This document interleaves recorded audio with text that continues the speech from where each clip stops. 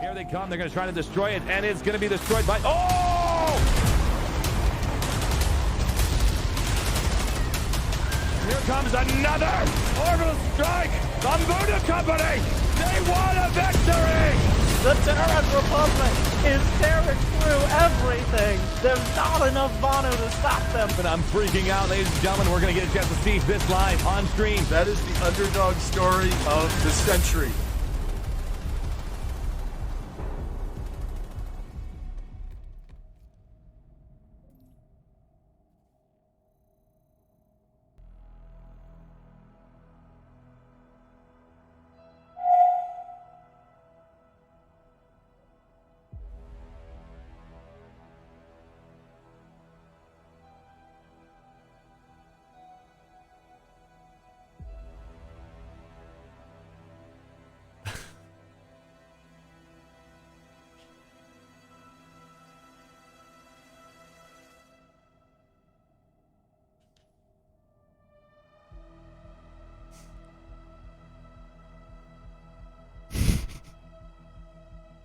I should not have looked at chat.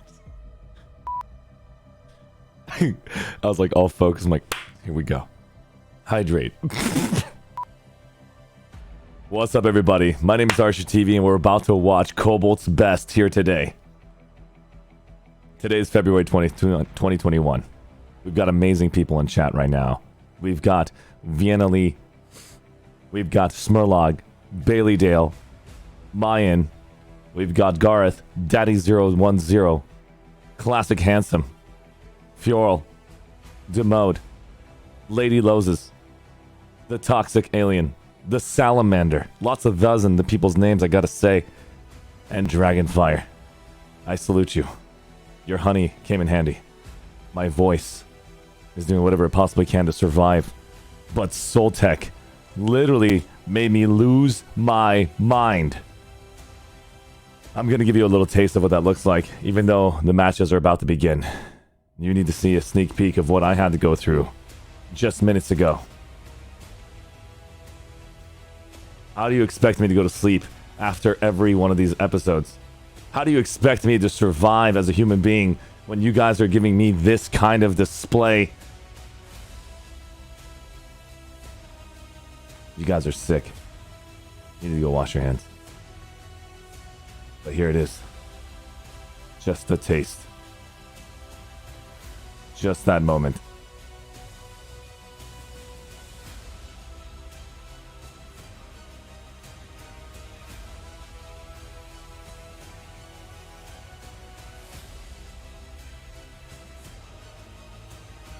Here you go.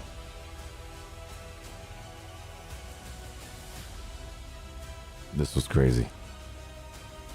Not gonna lie. Let's go and switch the scene. I hope you guys enjoy it. Here they come. All of their members here. This will be the final fight of tonight. 12 minus 750 is now official. GG. Unbelievable. Such a close fight.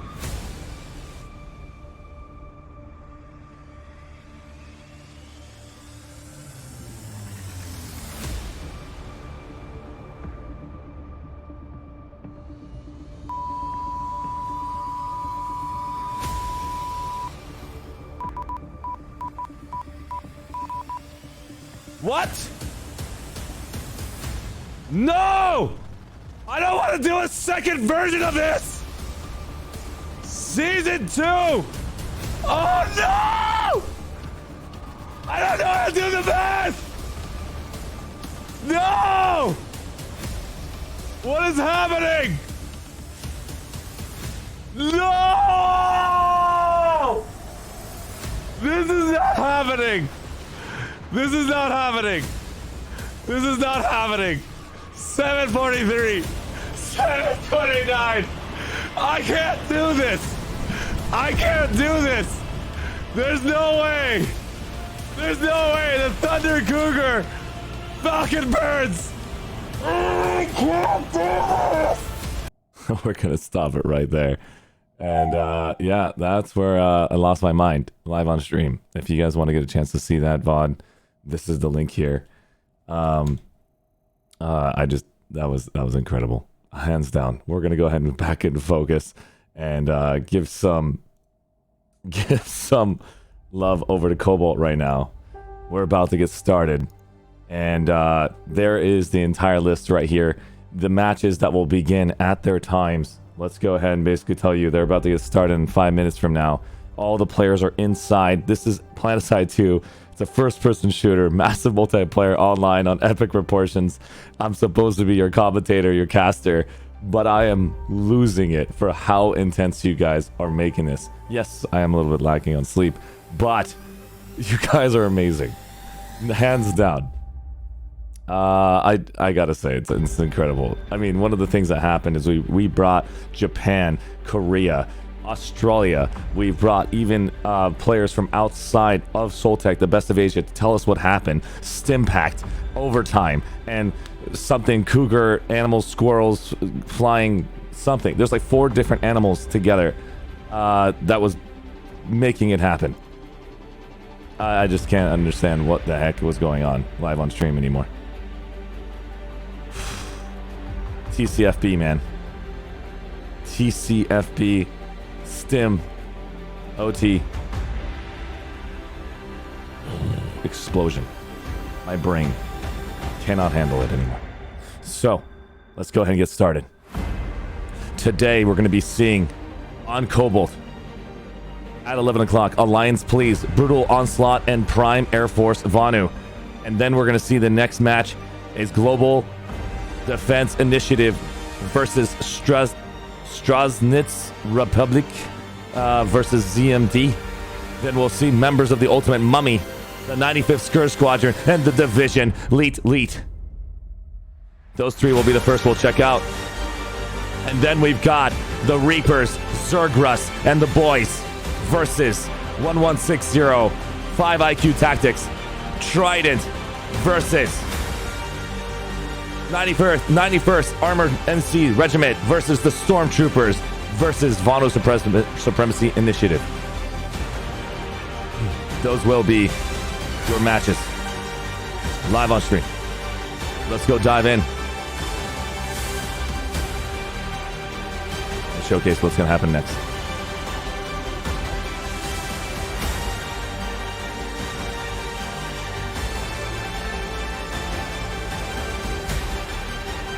We're in the match now.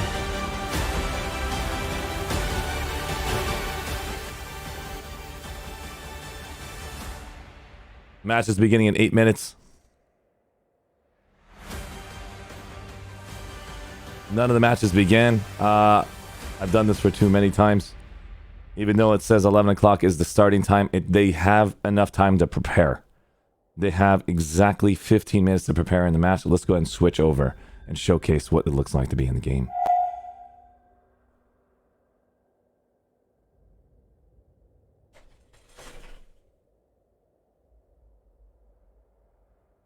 Seven minutes remaining before the first match begins.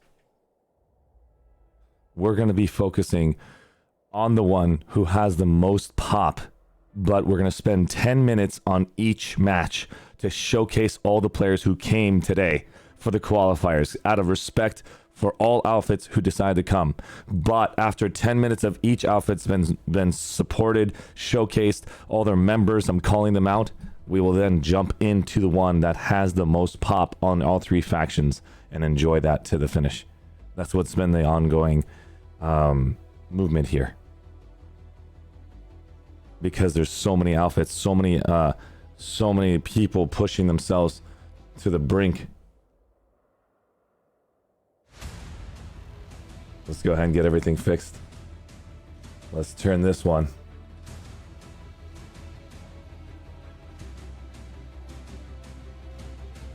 Nope, wrong one. This is the one. Awesome. Very nice. Cell, I salute you. Wolkenbahn from RE4, I salute you. Lost Kaze. Dutch Ducky, 56 AB, Charlotte. Let's get started. Let's go and make this little Planetside icon a little bit bigger. That doesn't seem to work. We'll just put it right over the middle. That looks better. Might be better. We could probably take off my implant. If there's a way to take off implants, this might be the time.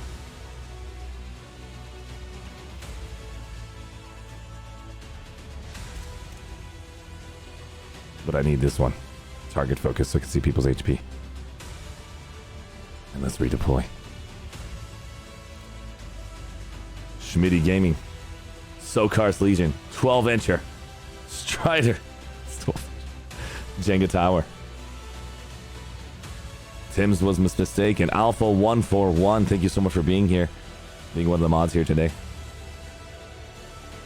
A lot of people are here excited to see what's going to happen next.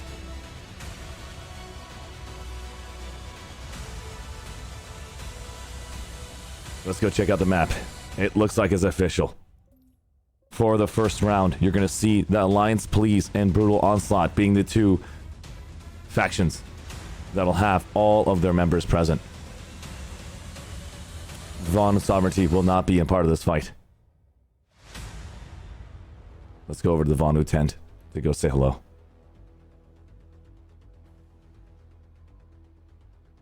Vonu tent is going to be at PAV. Toyu Rux, I salute you. Sadly, if you did not have your members available to you, I can feel your pain, but I also salute you for having the opportunity to show up and make it happen for your team. Things can happen. You might be able to get second place with even one player. We've seen it happen 3 times in this tournament. Apply yourself, and you can be ready for Outfit Wars next week. Let's go ahead and see the next one. We're going to go and check out Global Defense Initiative. The match is about to begin in 4 minutes. Let's see how many outfits actually have a full roster. We're going to go teleport to number 7.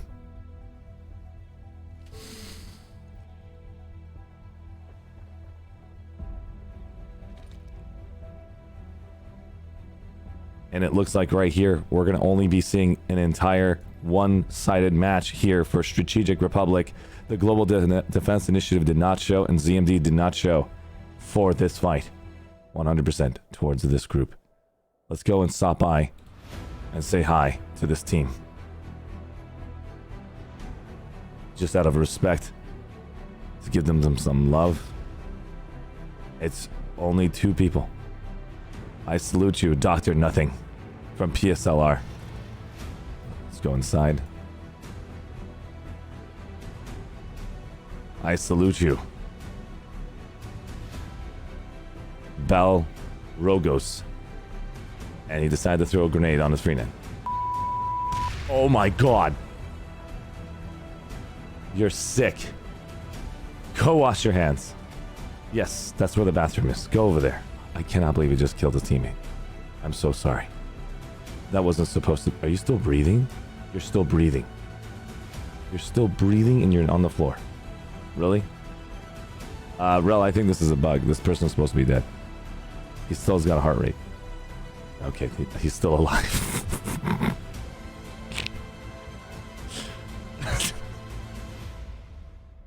All right, 2 minutes left. We're just going to go ahead and basically nullify this entire outfit war right here. We won't be watching Global Defense Initiative, Stratsnitsi Republiki, and ZMD. They are not here. Let's go and check out the third one. The third one is going to be members of the Ultimate Mummy, 95th Skur Squadron, and Division Leet. Let's go stop by number 11.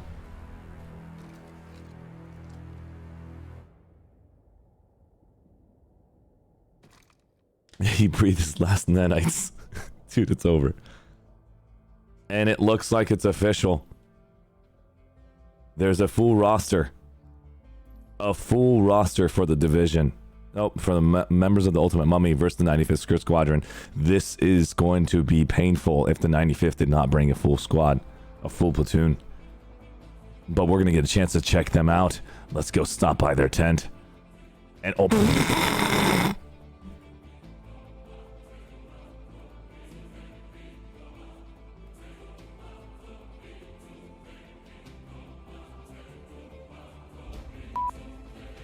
watch this match. We're gonna enjoy this one. We're gonna hang out right here. 1 minute remaining. Don't want to show the opener for Ultimate Mummy. Full squad, full platoon. We're just gonna go and just stare towards the tent of the 95th. This will be our opener. Here we go.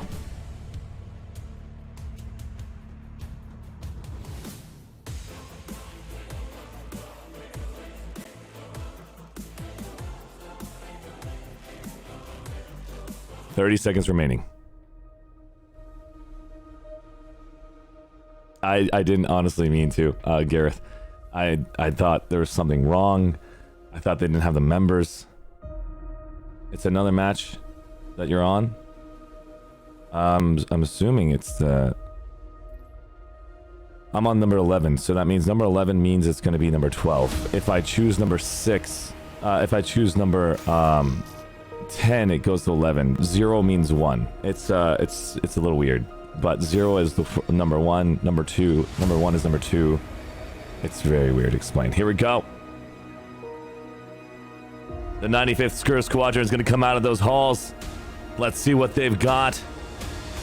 Oh my god. The 95th Toxic Alien leading the charge with Free to Kill. What is going on? Anderson, Gareth. What is happening? Dragonfire, Logan, T Cowboy. This is gonna be terrible. Huskus, Minoria, Zis, Swifty, Simple Tim, Vienna. Where are they going? Where are they going? T Cowboy. Oh my god! They're landing a smackdown on the mums. They're gonna sit on the mums' face.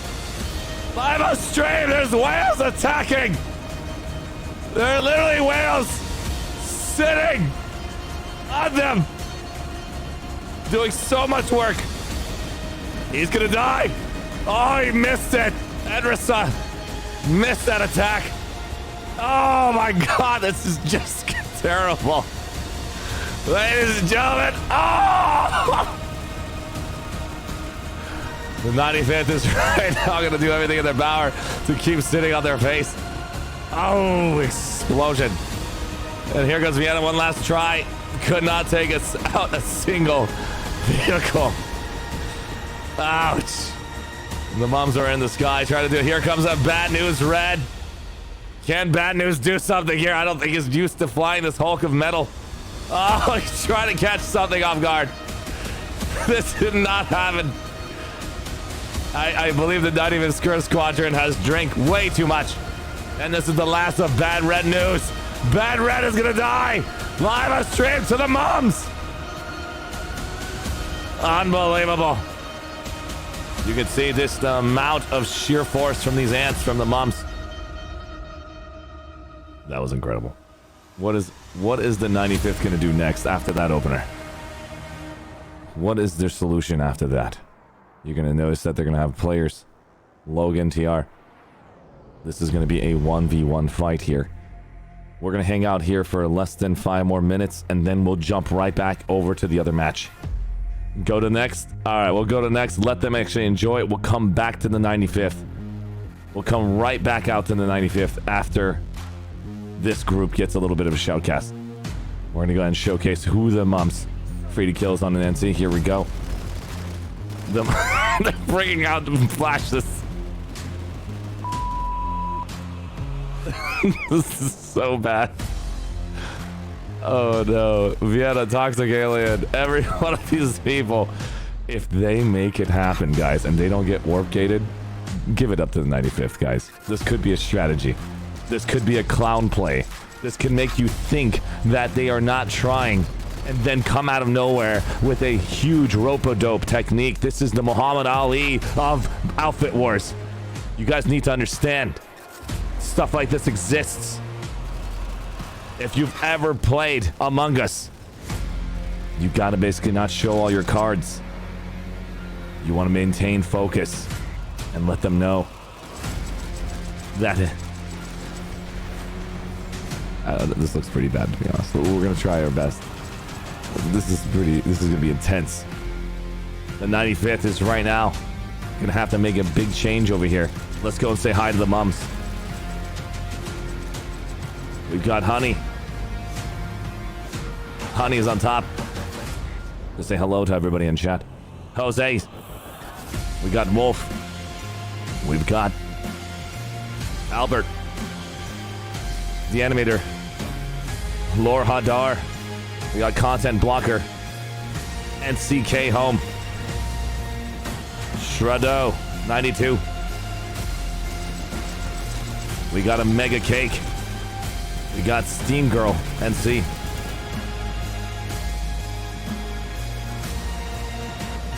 If I could find the rest of their team, that would be great. There we go. They're still bringing up flashes. You can just see how small they are on this map. Incredible. Hey, come in. And we've got... Awesome. Let's go ahead and get stopped by, guys. We will go and basically leave this, and we're going to go head over to the next outfit war. We're going to go check out Alliance, please. Time for serious mode.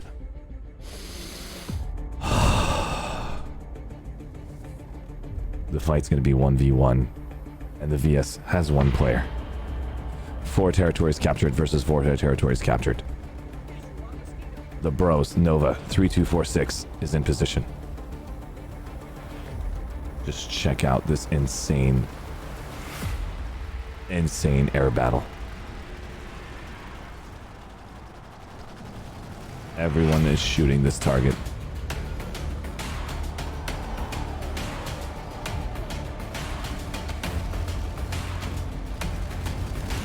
These fights are happening all over the world of desolation.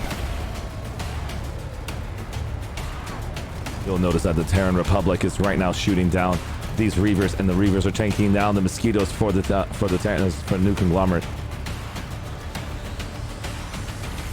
He had the bail, and he died. Did not have that opportunity to give him that kill, but it seems like it did happen. The Bros are in the sky right here, and look at this formation from Alps. 2 beautiful formations happening. Repair galaxies in the sky for the Alps, giving as much repair possible to the Reavers. Just beautiful. Look at the skin on these galaxies. Just flapping their wings like doves in the sky.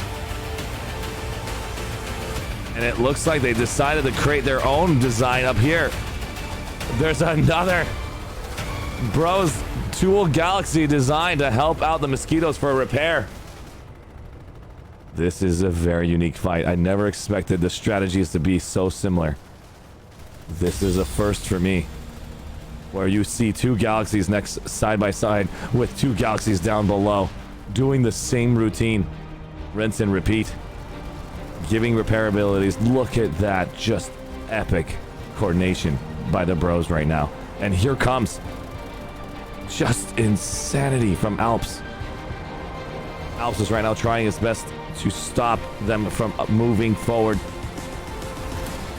The Alliance, please, is building their base in the middle of the map, trying to prevent a fight from happening. There is going to be a bombardment of enemies shooting down at this destination. This is a very tough call, but I believe Alliance, please, has a reason for building in the center. This center is directly located in between A and B. They want their fortified zoning and the reinforcements to be here. But you can see this bombardment coming in by the Bros, by Moro, by Ernest Arrow, and by M9 Mon. Just sitting inside of his gunner seat, just pounding away. Alps is in position. Very tough spot for a base. We're going to have to find out if that was actually a successful one. We're going to go and open up the map again and notice that right here, 5 bases to 3 have been taken. Base building is more important right now for Alliance, please. here comes some infantry fighting.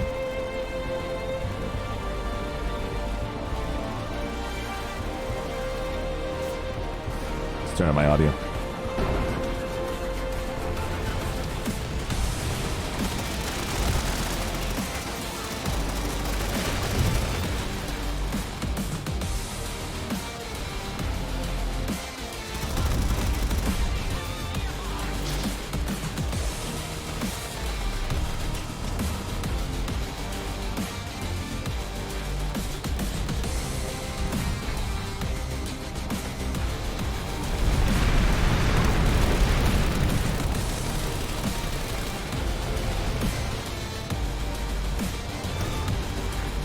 Incredible. Look at the regeneration rate of those designs.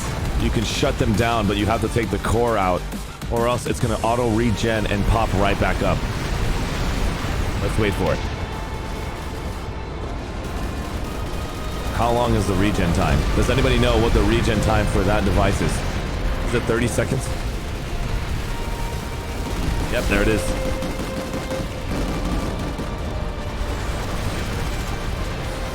Nice job. Perk from the bros. Taking out spawn options. Honestly, this individual is putting in so much work for their teammates. Those spawn options being shredded. If that is his job, you're doing it. You need a raise, sir. Percoless for the bros. It was me. Sorry, being taken down. Oh my god. Faceless being shut down by Percocet.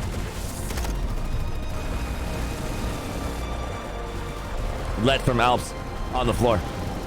Let's go check out what's happening in the skies. It looks like it's gonna be a freaking galaxy versus galaxy fight. We haven't seen this before. Unbelievable. Here it is. And it's gonna go down with a splash. Explosion. And a twist. Oh my god. Toxic 1R. In the sky, trying to dodge everything inside. He's taking so much pounding from AA. Explosion coming in from their teammates. Helios and Solarn. Solon on the floor for bros. Just pure chaos in the sky right now. Pure chaos. Look at that drop design right here. The bros is now pulling out more and more vehicles, taking advantage of that. Let's go inside and see what is going on.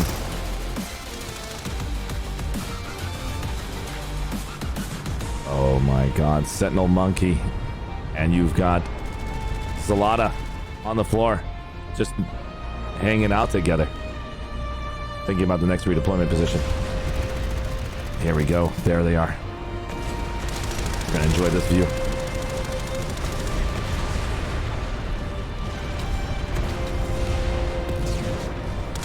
Here comes the zombies.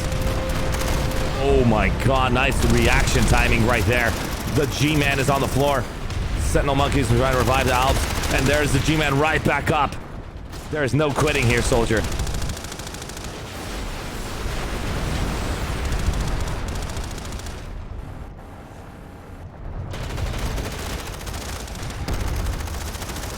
Salty vegans in the place. I gotta say, all you have to do is add some water to it. Water to that vegan dish. And it won't be so salty. Linguiste, Pete, Devil's Lake. Nice shot. Just constant movement, constant reposition, constant fighting, constant. Just you can just see the intensity in this room. Everyone is fighting at max capacity here.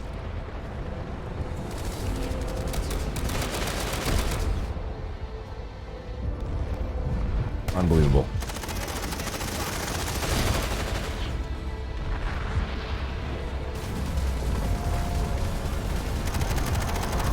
Oh my god, they just nuked the base. They just nuked Alps. They just nuked the Alps. How much of that is on fire? I repeat, this repair module is their only saving grace. Without these two repair modules repairing each other, DMC knows clearly how important this is to repair those repair modules. DMC 187 is doing his job. You can just see the cover. He's like, I do not want to get shot in the face. This is their last chance to hold this base position. Endless AV turret positioning. And here comes the vanguards. Oh my god, they put down a shield. They put down the defensive line. Wow. This is incredible, ladies and gentlemen. The timing for that shield was perfect. It prevented the push from those vanguards, really setting them out of position. Look at those harassers doing their job, dodging every single bullet, being a harasser literally on the field. The bros just going to constantly make those circles. Here comes that repair fortress. Oh. Here comes the bros in that position, just shutting down targets from distance. The Alps are going to be having to figure out this situation. This is that perspective. Bros versus Alps is happening right now. You're going to notice that the percentage population is equal across the board, and there's 1% for the VS. Let's go say hi to the VS player, who's currently in position. If I can scan the space real quick. Where's that lone VS player? Is that you, buddy? There it is. Lex Hartman for PAV. PAFV. 1 Lone Ranger. Here, bringing a repair sunder to the fight. If he had a stealth sunder, that would have been more efficient. But it's okay. You bring what you can and forget the rest. Lex Hartman in position. Here's a one-on-one fight. Can that AV turret take him down? That was a close call. He's got to make a decision here. What's going to happen next? Lex is going to hold that position. He knows that there's more MVPs out there. He's going to take that invisibility skill and disappear. Lex from PAFV. That's what I'm talking about, Robo CPF. Let's go back to the fight. Wander CJ for bros.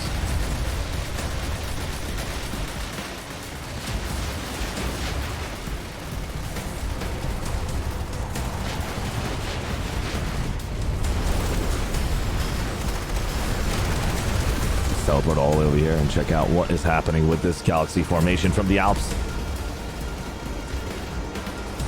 Here they come. Look at those epic bubbles. Wow. Just unbelievable. We're going to get a chance to see an armor fight like we've never seen before. Here it is, boys and girls. Dignified guest, this is insane.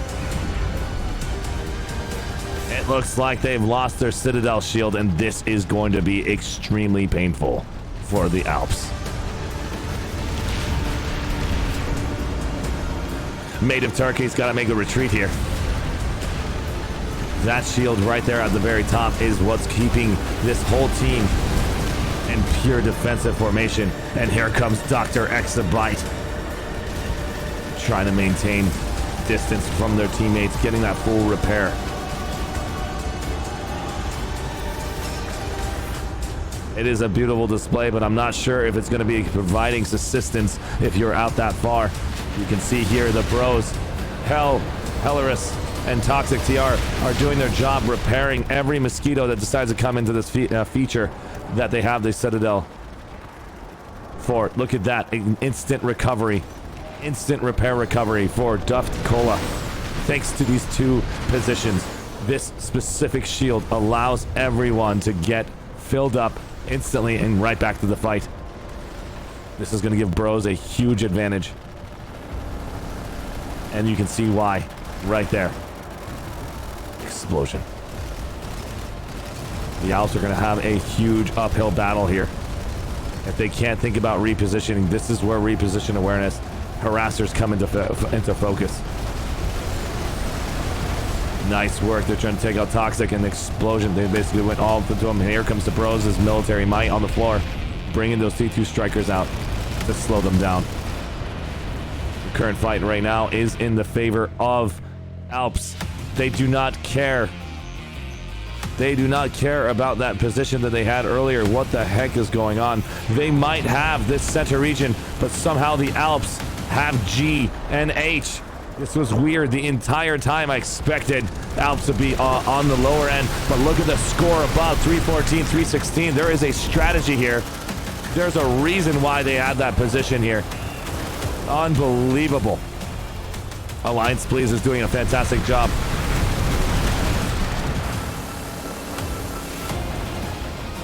Unbelievable. They are literally neck and neck. These are two skilled teams, two skilled outfits, applying themselves like never before. Strider Soul taking down tons and tons of infantry. And here comes the repositioning that I described earlier. Here it is, Sergeant putting his butt on the wall to prevent anything from touching him. Sergeant Alps is now basically going to clear the field of any more tanks in his way. You can see there's nothing in the position there. And here is Gypshar. Needs to repair. Needs to make sure he does not get killed. This repair Sunder has to stay alive. Hellerus is now focusing that Sunder repair and is going to go down if he does not keep that repair up. He's doing whatever he can, and Gypsar is down. Oh my god, what is going on here? We're going to see a Mag Rider having to run away from all these different vehicles. Nice kill on this. Oh my god, Mr. Parse and Moro are down. This shield's going to save him, but not enough time. The back of the vehicle is completely exposed and taking each other out. This has been incredible. Hellerus is right now just getting more ammo. Toxic TR is also receiving more ammo. And oh my god! PAFV Torix has came into the fray! Came out of their hiding, is now down for the count. Unbelievable. That was very interesting to see you come and try to clap them. Unreal. And it looks like there's another Vano. It looks like Lex Hartman was here. Everybody F in chat for Lex.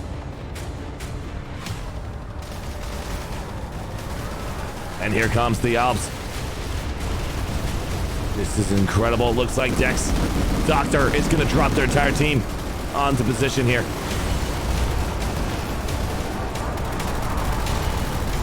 Unbelievable. Did they get a single player on the rooftop? They did not, but it doesn't matter. They're going to take Relic Eye, but they're going to have to deal with the infantry turrets. These infantry turrets are going to shred you to death. Holy sh**. I don't think they expected that at all. The Alps are going to have to deal with these two anti-infantry turrets. Also, they're going to have to deal with those repairs and anti-infantry. There's just too much death in here and destruction. There's 3 AI turrets. This one's not functional. But there's 3 inside here. 3 are inside. The only way you're going to stop this base from ever being a problem is by having... I don't know how Alps is going to do it. But it seems like they're doing it. It seems like they're going to take out the automatic AI turrets right there from functioning.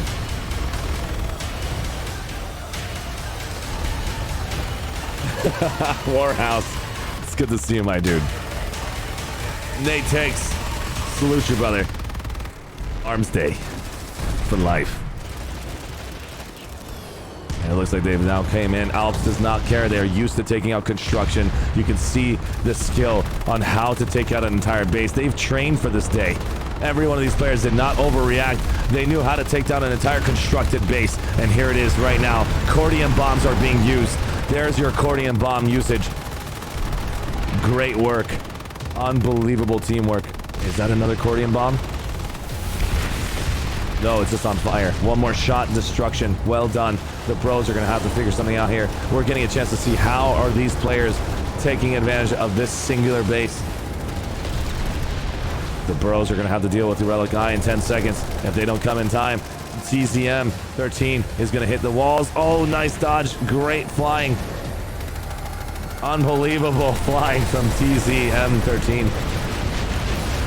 And it looks like the Alps have taken that territory. Going across, and they're going to lose out at Relic A. Relic A is going to go to the bros. 2, 1, and they have received that point. The bros have taken that point.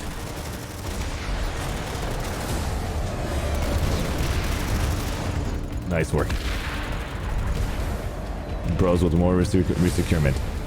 The bros are currently holding on to 5 points of territory. The entire match got frozen again. Let's go ahead and confirm what the score is at the top. Map Arshee, please. No problem. This is the funniest thing. I usually go on the map way too much. Now I'm not on the map anymore. 430, 446 at the top. Here's your map. This is the current design right now. The VS do not have a single territory. 5 to 4. You're looking at right here. It's constantly shifting in the favor of both teams. This is going to be an incredible fight. This is a true 1v1 with one exception. One VS player running around having a good time. Maybe 2.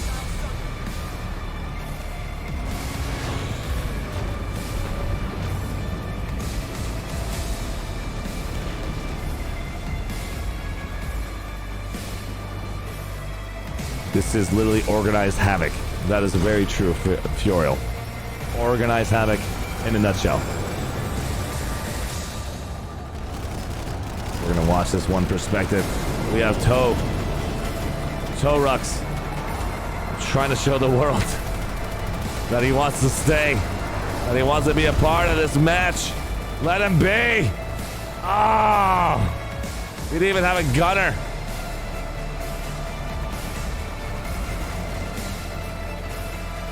Wanted to be a part of the friends. Wanted to be part of the fam. Ooh.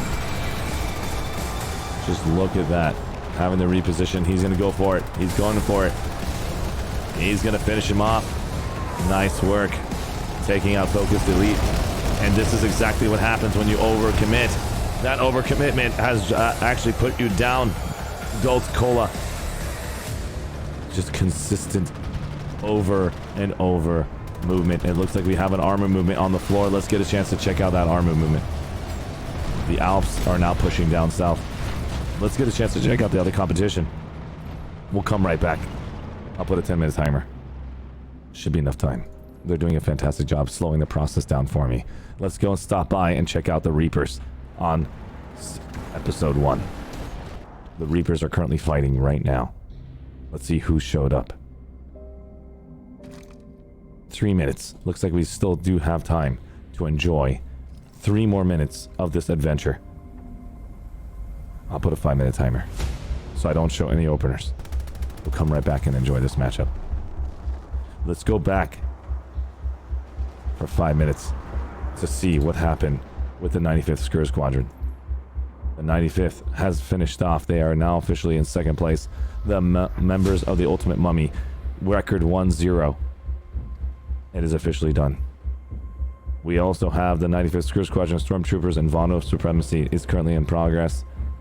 I believe the only ones that were at 11 o'clock were... Yes. Let's go check out number 7. Is number 7 finished? Let's go on my observer cam just to be safe. Number 7 is finished. Yep. They're finished. Let's just go and hang out in this fight.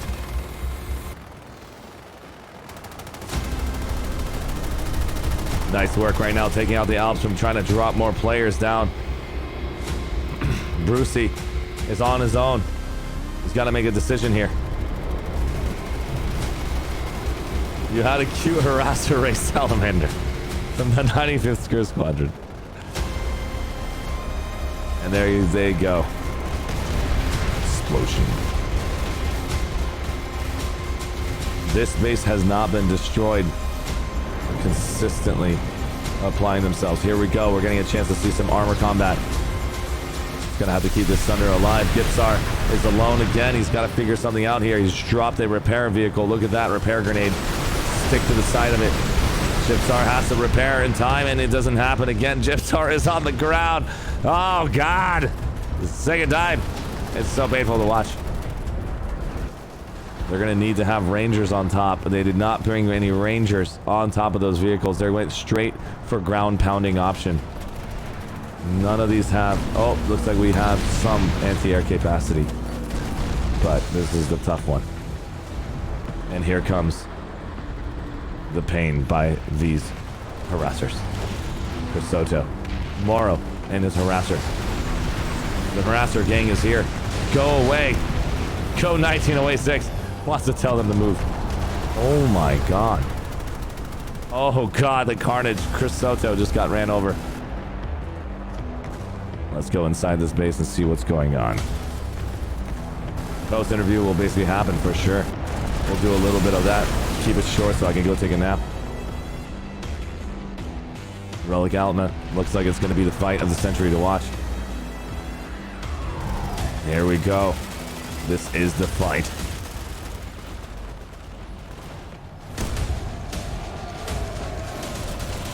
Alps is on top of the building. Let's get a chance to see how this is going to look.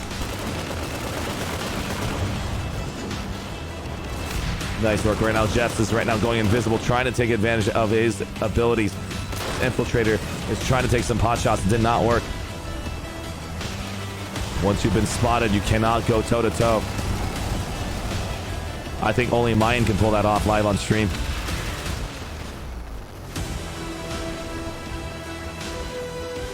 This is unbelievable. The match one has now started. We're going to leave at 1 minute and 30 seconds to allow them to have a 1 minute opener. So I don't show that because we're currently live on stream. So we'll come in 1 minute and 30 seconds after their opener. It is on my watch. Just so I don't show any openers in today's qualifying rounds. The last Outfit Wars, I put a 2 minute delay, and you guys constantly told me to stop looking at the map 2 minutes in the past. And so now this time I did no delay, and we're gonna see how much you guys approve of this method, so you guys can give me the feedback while we're live on stream, and you guys get to get the coverage live with me. But this could be a problem in the championship. Take my energy, bro. Thank you so much, Leon. Ah, love you. Let's watch this till the end. It looks like Charlotte Platt really wants to see this till the end. This is incredible. Can the Alps make a difference here? Wanderer's in position right here. We got the bros Olo. Everybody's poking. Maid of Turkey is going in for the kill, and it looks like it did not make it in time. Ooh, that was a sneeze. Here we go. Amazing. Just watching these guys. How are they going to shut down these mosquitoes coming at them? They have gunners on the top. Oh my god, what was that? Who was that? The Alps was trying... Obviously, Walker was trying to get inside of his vehicle, or he decided that he could not turn back up in time. You can't dent these galaxies at all because of its repair feature. You need to bring an entire force to slow them down. Maybe take a couple shots from a prowler. Duff Cola, we're gonna get a chance to see him pick a target. Standing still in the air is very dangerous, but let's see what he's gonna be doing. Osler.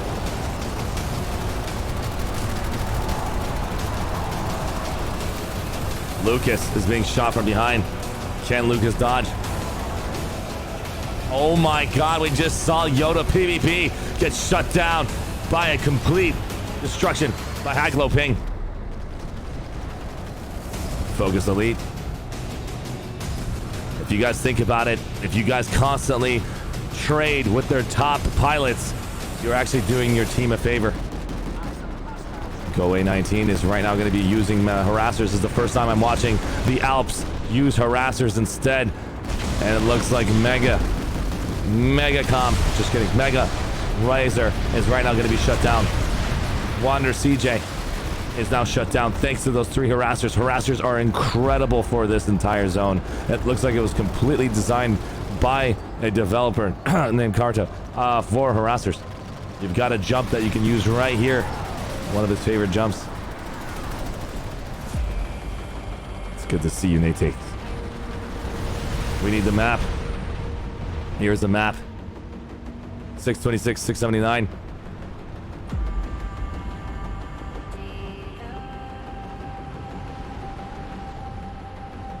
The main fight looks like it's going to be here.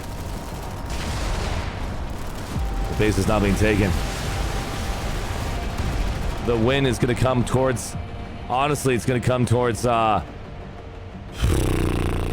if they don't take one more singular base, this is going to be tough. This is going to be tough. They have to keep Relic. Relic H is going to be taken. I can't tell what's happening. This is such a close match. We just have to watch it closely. If you keep staring at the map, you're going to miss something here, especially when we know that it's that close. The Alps and the Bros are doing such a fantastic job that I can't even tell if they're going to win or lose based on base positioning. This is too damn close. The VS did not show in this match. You'll see in the top right, 2%. Only 3 members of the VS showed up. But this is going to be the final. Here, Alps has now controlled this territory. You can just see the shadow of the whale in the sky coming its way. Let's go stop by and check out what's happening at Relic H. Relic H Bros is now trying to take down Hand Spy, Fridgeman, Phaseless, Were Tiger are in position here for this final attack.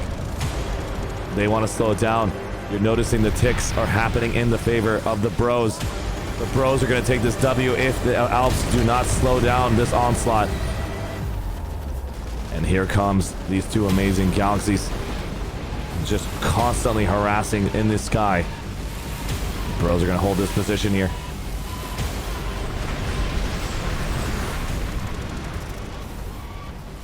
Bros, take my energy. He's saying it. He wants the Bros to take the W. Chat is going crazy for the Bros right now. Lots of people are holding their fingers together. There's less than 25 seconds remaining, and it looks like the Bros are going to be able to see a victory here. That has been an incredible matchup, not going to lie. Here's some amazing 2-2 striker movement, and this is this incredible Sunder position here that we saw from Soltech earlier.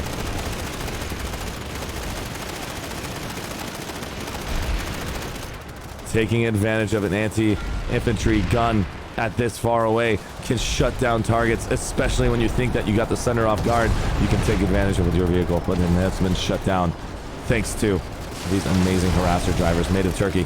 Agent, less than 9 seconds, we're going to see the final of this epic battle between Bros and the Alps. Morrow, Tiger, Sergeant JT. This is a three-way circle. I don't know what to expect, but there's so many enemy harassers against actual teams that they can shut down Olo. Well done. Congratulations to you guys. Explosions on all fronts. The Alps. Well done. I salute you guys. Alps and Bros, I gave you your fight. GG. Everybody in chat was very excited for you guys. You guys did a fantastic job, Alps and Bros. Well done.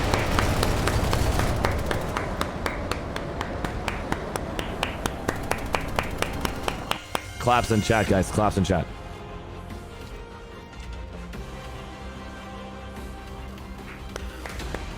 If you guys don't have better TTV, or if you don't have Frankie Face emotes, you'll never have a chance to understand what I'm talking about. There's unlimited emotes uploaded for you guys to use on Twitch. We're going to go and stop by and check out the next match. We're going to go head over to number 4 for 1160 5IQ and Trident.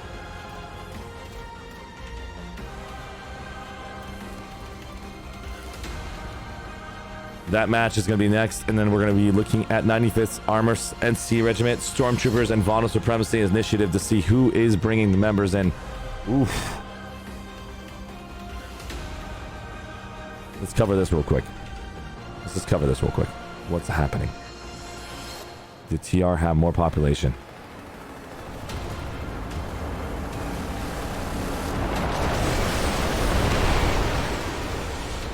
It looks like Tried is right now. The Baver is now down. What the Really? AFXX? This is what you bring to the party? You sick Unbelievable. You gotta go wash your hands. And it looks like right now 5 IQ Tactics is AFXX, I'm assuming. Yes, that is. Just confirmed. He's trying to take down Ice 247. He's trying to take him down from Tried. Nice. What the heck? You actually shot him? Who are you? Who is this? Who is this ace pilot? Give me your name. It's Chucky TR from AFX. Jesus Christ. AFSX. You're sick. You need to go wash your hands. Late Wolf. Fabo. Banda di Amigi. You got El Greco. Yeah, R2 Chinchula. Triple A. Joker 9000. Angel 987. This Prowler, I can't see your name because you're in the gunner seat. Alv 2310. And you've got the unique control. Holding down the fort, preventing the BS from arriving. You got Oscar from Tried, having to go one-on-one.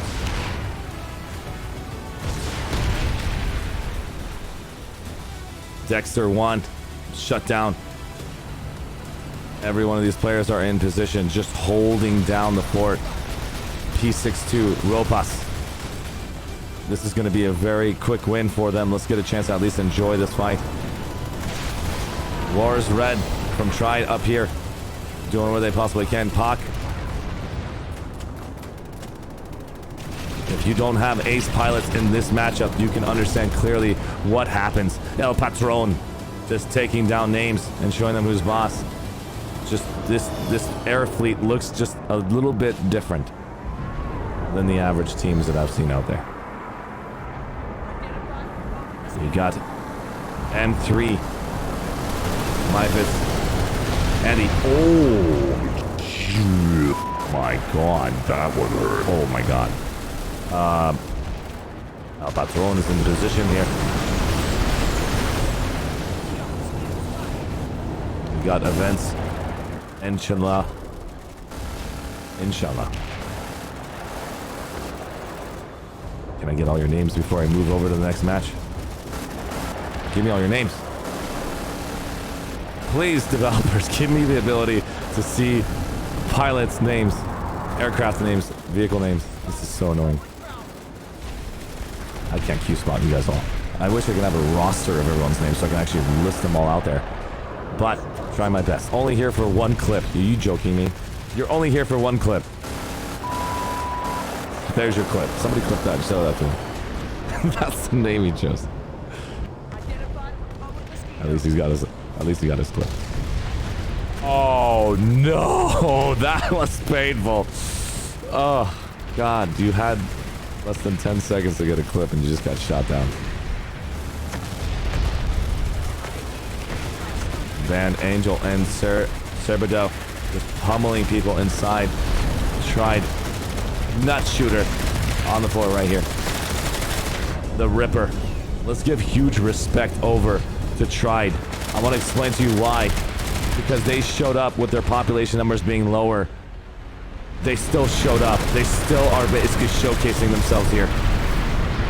The Trident are here to represent. They're not going to slow down for anyone. They're going to do whatever they possibly can to showcase that they're here. They're not going anywhere. They have decided to build. They decided to build everything inside of this base, and they have AI turrets. They have buildings literally in the middle of this match being set up right now. They have vehicles covering all angles. Tried is right now being completely base camped inside of that space. They need to reposition. They need to redeploy. This is insanity. Nera, Veli, The Ripper. I salute you. Angel Wolf. Don't. Jen. Leo. Spido. Grumpy Chops. That's a pretty good name. Don't worry about it. You guys need to understand that this is experience that you guys are going to obtain so that you guys know how to do Outfit Wars for next week. This is just the qualifiers. You'll get a second place because of your point system. You are on top of it for next week. If you guys are seeing that this is a difficult opportunity, this is a great opportunity for you guys to think of strategies on how to come back from something like this. Even though it looks very dire. But there's still an opportunity. Never give up. That is the one thing I can tell you. Don't regret not showing up. Make it happen for yourselves. Keep trying and keep thinking of new ways. So I'm going to say thank you to all from Tried and AFXX. Not my outfit. Alright, we're going to go ahead and go to the next match.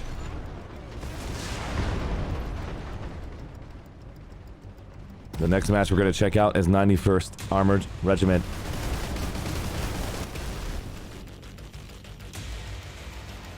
We're going to go to RE4 last. We're going to be watching them from that start to the very end. RE4 has a match that we can watch and enjoy. And you're going to basically just give some love over to these outfits who decide to show up. This is not an outfit team. I know that they're not here, but let's just go check it out anyways. Just in case. Just in case. I know it's not here. They're listed yesterday, but let's just go stop by. They're not here. Exactly. So let's go and stop by number 8 and go say hi to the 91st Armored NC Regiment, Stormtroopers, and Vonu Supremacy Initiative. It looks like there's nobody show. Only one VS has shown up, but did not take a specific territory. Let's go say hi to the VS. Do they not want to let them even have a single point capture? Really? They're not going to get second place if they don't get a single point. At least they're going to give that single point over to the VS. Are they? Where are you? Did you die? I can't tell where you went.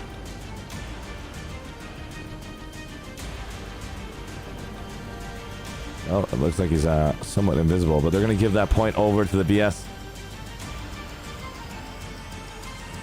This is an interesting one. 91AR is just driving around circles.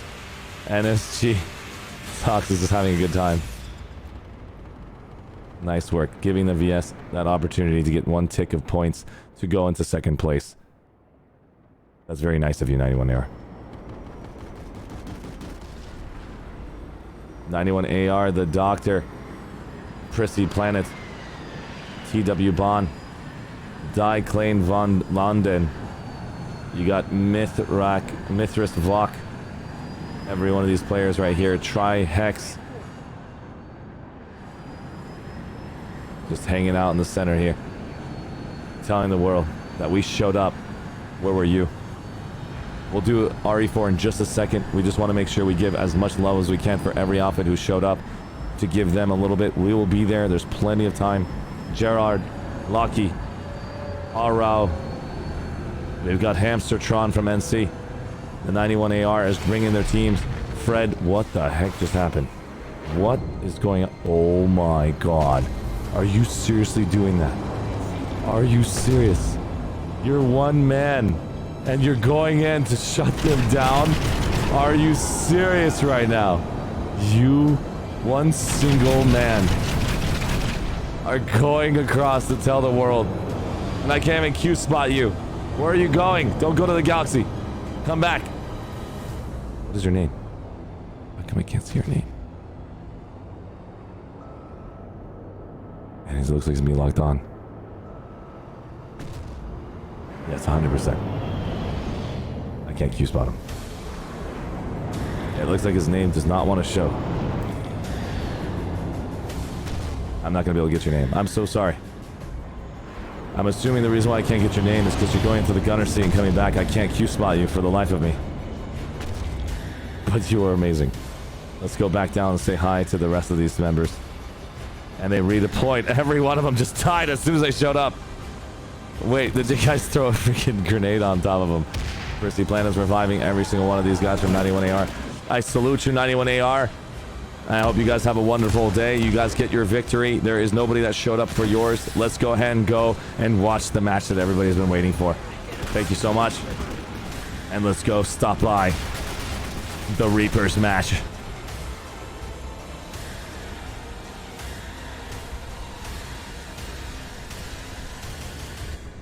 Here we go.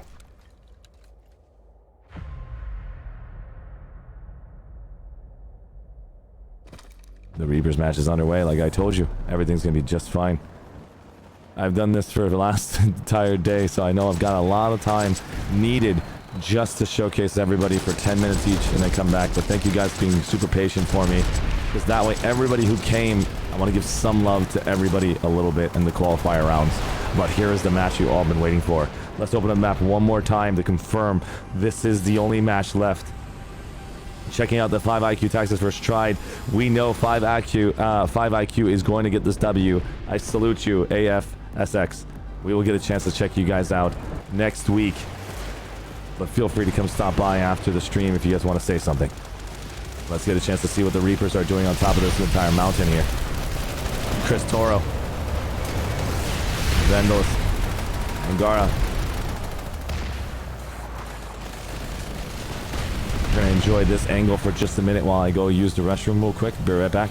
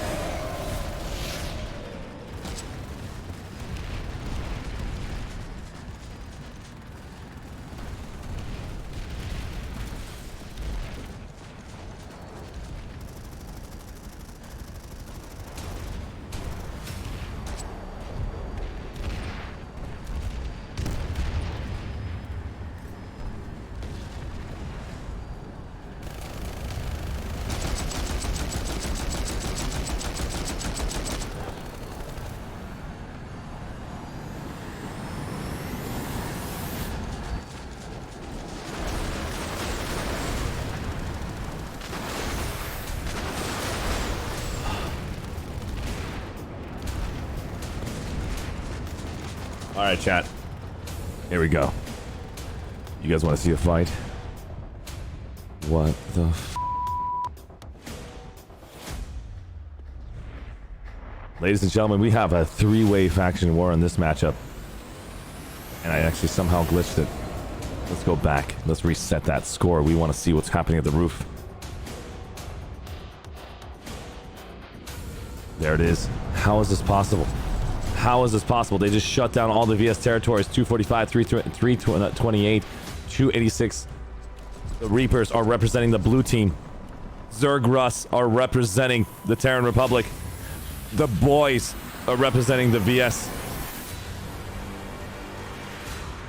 There's 3 EPG. That represents Zerg Rush.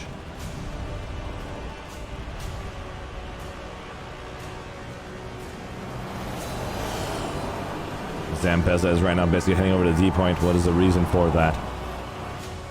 Just gonna scan, I'm assuming. Let's go ahead and head over here. Let's get a chance. It looks like we're getting more Galaxy play from Reapers. Here we go. We saw this in Season 1. Now we're in Season 2. We got Shredder and Horst utilizing this tactic. We've seen this before from PSET on the live server. Now we're seeing it again inside of an outfit war. Unbelievable. Full guns are active. Just shredding the target. Doing incredible. Are you gonna sit on them? You sick. Oh my god, Shredder. Were you serious right now? Oh man, that was painful. It's good to see you. Kedrom. Caught. Epic. Chipsets. We got Devouring. Colme. From the boys. Thanks for standing there for me to announce all your names. The score has somehow been reset again. This doesn't make any sense. It keeps resetting. I'm not doing anything. It looks like they're really wanting. There's that score. They want Zerg Rush to get that W here. 375 for Zerg Rush right now. Let's go stop by to see what's happening at this base right now. It looks like it's being taken over. Percentage population is in the favor.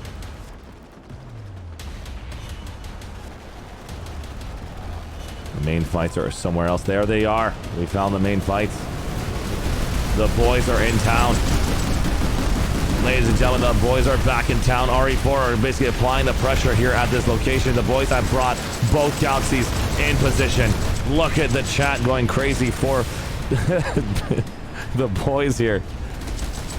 That's a lot of energy. And here comes an orbital strike from RE4. They don't care what is going to happen next, but the boys are going to be sent up. If Fenrir does not make it inside the building in time, somehow he's underneath that shielded way. Found a way to make it happen.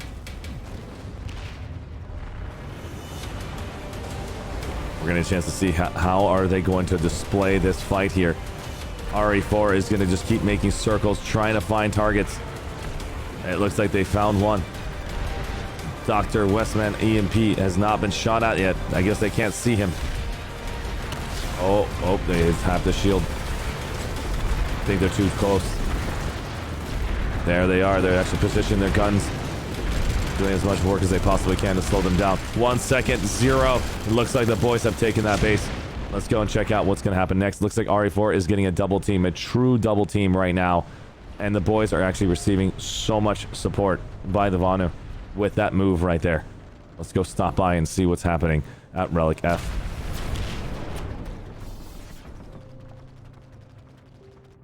Relic F is right now seeing the boys right here against RE4. Let's go stop by and see what's happening next. This is a full squad moving together. We saw them earlier. The Composer NC. We got Basher. A full squad coming right at you. Flat Semmel. Speed Collector, knowing that there's an entire squad coming out, but does not care. Retry are doing their best to hold this entire fort down. He's going to have to go 1 versus 3. Here comes more of their troops. Speed Collector is right now going to go as fast as he can. Utilize his speed to his advantage. Retry is repositioning themselves. Trying to delay the inevitable. Let's go upstairs and see what's going on. Unbelievable amount of work. Nice job, Speed Collector, and Retry just poking as many targets as they possibly can. They're doing so much work. Great work from these two players right here. And it looks like they lost Speed Collector, and then there goes Retry.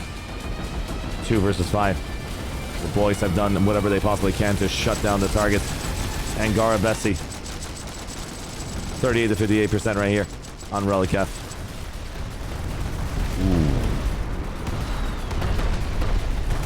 And it looks like you had to basically forfeit that vehicle. Flat Semmel. Flat Semmel is actually starting to capture a point. Put down the spawn beacon. What you guys don't know, there's an entire squad inside here ready to take you guys down. Here comes the boys.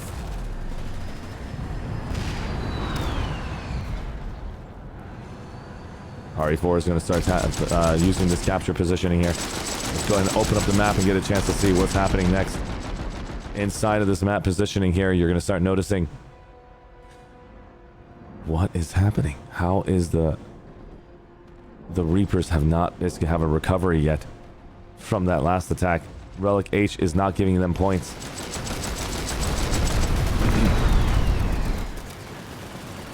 This is going to be tough. extremely tough when a 2v1 happens, but at the same time, it happens to all factions. It happens to every game. You just have to utilize this timing to understand, reposition, ignore, let that team go and fight the other faction. You have to play off like you are playing that other team. And right now, the boys are doing everything they can to defend Relic F. Relic F is now being sent in more and more players from RE4. Percentage is now equalized 44 to 48. People all over Twitch chat is super excited to tell you, take my energy. Zerg. This is the current fight we're currently watching right now. The Reapers, Zergrus, and the boys are currently in progress. All other fights are over. I repeat, this is the last fight for COBALT. The best of the best are here. Aircraft is going to basically get shot down. Oh my god. Explosion. Look at Angara. Angara is doing whatever he possibly can. Shutting down targets. Not allowing him to have his vehicle back. Back Tom is going to try to retreat back into his vehicle. Nice work. Making sure that the vehicle is completely gone. Angara is going to go down thanks to that. Valek from the boys. Zergrus. Zergrus is getting so much support in chat right now. How many other people right now basically want to give energy to RE4 and give energy over to the other teams? Feel free to copy and paste that and put your favorite name of your team right there and spam chat to the next level. Copy and paste that, change those 4-letter words if you want Zergrus, if you want RE4, or you want the boys. Nice work. Looks like they shut that down now. Looks like Zergrus has control over Relic F.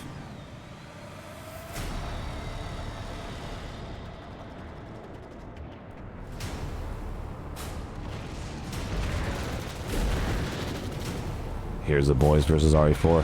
Handling on Relic H.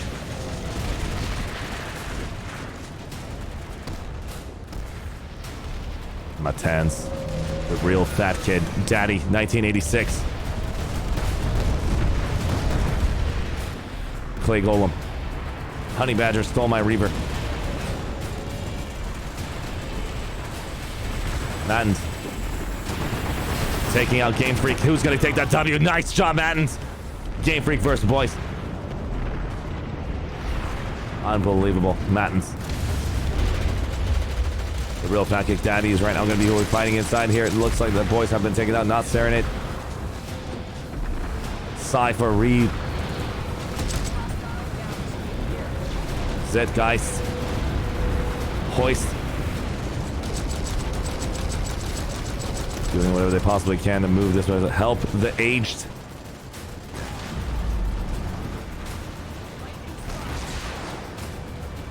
Who are you chasing? What are you looking at? Oh wow, you're actually going after a lightning. Kelvin. Let's go check out what's happening over here.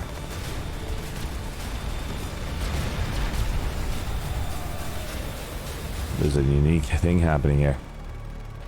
RE4 is going to be dropping down a unique movement here. And holy crap, how did you not see them, Alan? How did you not see that? Alan completely missed that opportunity. We won't say anything else. Alan just had to get into position. And they brought a Vanguard to the fight. I think this Vanguard knows exactly the position of where the boys are fighting right now. Zergrus. Bond. Let's go and open up the map and check it out.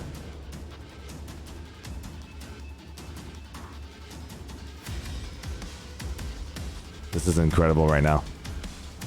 RE4 has made a huge comeback here with this movement. Let's go check out what is happening on Relic F.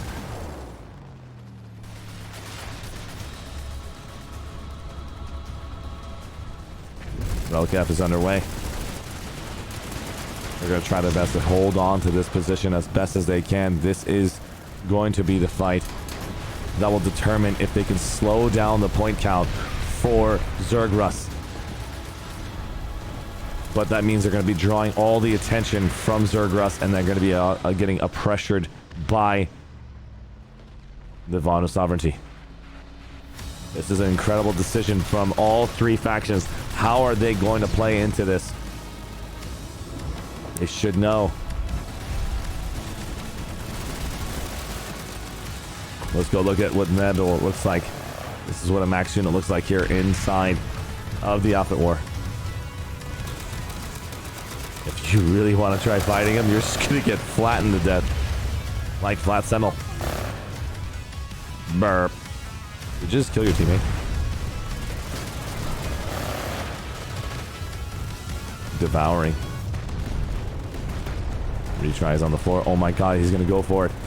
Can he get it in time? Looks like he was not close enough. From behind. Oh my god, Basher, you sick unbelievable Basher has prevented from that kill. Killing 3 targets. Basher is a monster right now. 4 targets, 5 targets. We're gonna have to see what RE4's freaking legend here is doing. He knows he's nearby. Basher can sense it. He's got his 6 senses. Bashar is going for his 6th kill. You sick. Basher is on the kill board with 13 kills, and he's down.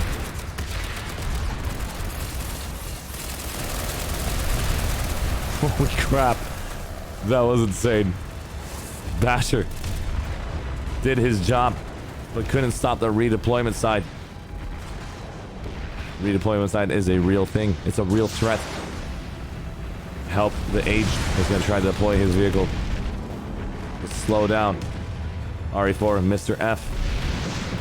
Orion Cobb is trying to chase and do as much work as he can on Mr. F.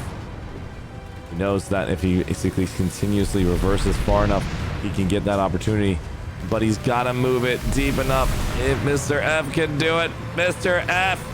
One more step for man. One more. Nope, didn't happen. Everybody basically type F in chat for Mr. F. Oof, that was painful.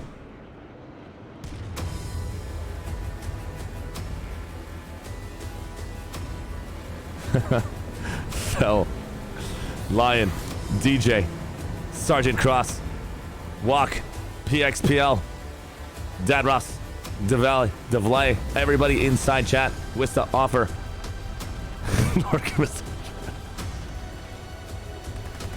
Let's go and check out what's happening next. The boys are right now fighting Zergrus here at the Relic Eye. Holding down the eye point. They're going to start noticing that there was not much of a fight at this destination. Let's go ahead and move to the next location.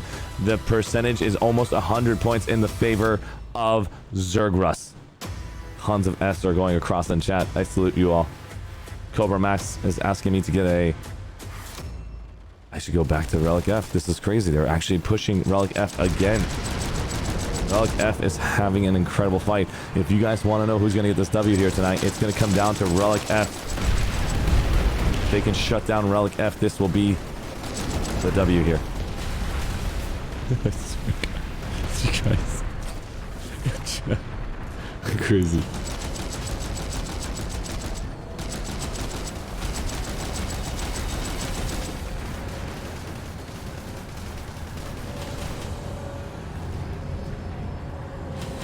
It looks like they've secured it. Relic F has been secured.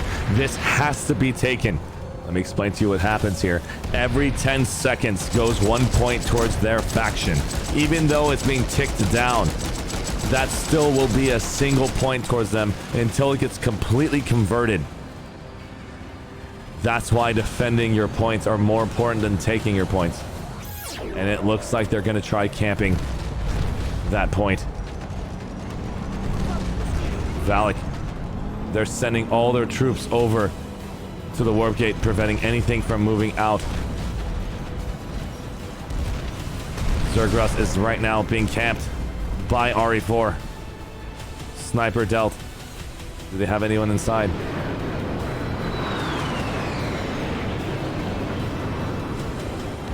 He's trying to get to that destination. There's nobody inside. Where are you going, Sniper dealt?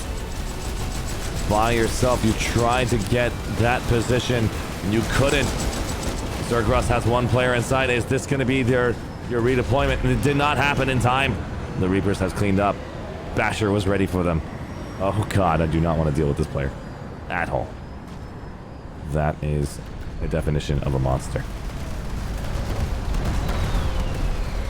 That is a very cute emote.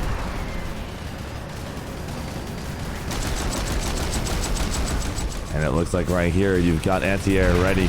How is this anti-air by himself going to manage? He's going to start harassing the point. This is going to be helping so drastically because redeployment is endless thanks to those galaxies. Just check out the amount of ground pounding they're actually going to be doing to all the entire infantry on F point thanks to all of that aircraft in position. Now he's going to try to shut down each target. Pav is doing so much work for their team. Zerg Pav is just shredding the competition with this vehicle. And it looks like here comes a ground infantry movement. And they have found it. They found that spawn. RE4 has found their spawn. And he sat down on the competition, you Hoist and Schroeder. They're going to try to stop this entire movement. Relic F has to be taken back. Devouring every one of these people are trying their best to kill that Sunder. That Sunder is going to go down. That is the Zerg Russ's only hope. Now their resources have been capped. The resource game is officially clear at around 500. Unbelievable. The developers have thought that far ahead. How many resources are required to be at the halfway point where your base no longer is going to offer you the capacity that you need? That's why construction is so damn important. Zerg Russ is going to feel this right now. The point averages are switching. You're noticing the incomplete destruction on the field thanks to all of these resources by base building right here. These bases right here are filled with silos, filled with cordium to the brim. The boys are going to try to drop down players here. Reapers are just going to hold the line, giving the chance over. Unbelievable amount of work coming in, playing the long game. The Reapers, their points are slowly stacking in their favor. Looks like there's going to be some F's for Zerg Russ in chat. Before they were saying they stole my energy and lost. Jeff is changing the text. Do not lose hope, just like Rez will say. Rizles. That's what I'm talking about. That's the energy that you have to give to your team. Chat has not given up hope for Zerg Russ. Zerg Russ is literally on the floor. They're actually going to be on the floor moving their team. This is their last attempt to make a stand. Their Sunder is going to be taken out. They have chosen to use Zayek as their last compatriot to slow down this air army. Nebel, EXE, this is the last of their cordium. Taking out that Sunder could be the key feature, and look at every single shot hitting that Sunder. Unbelievable accuracy, giving their best gunner that vehicle. Look at the amount of damage he did. 50% damage with a repair Sunder nearby.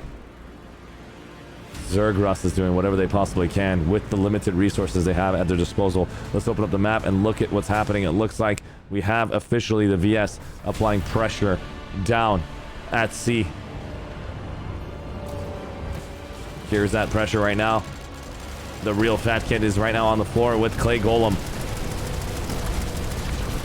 Noonmos. The boys have brought in their galaxies. This is going to be very tough to stop Captain Spadra from the boys.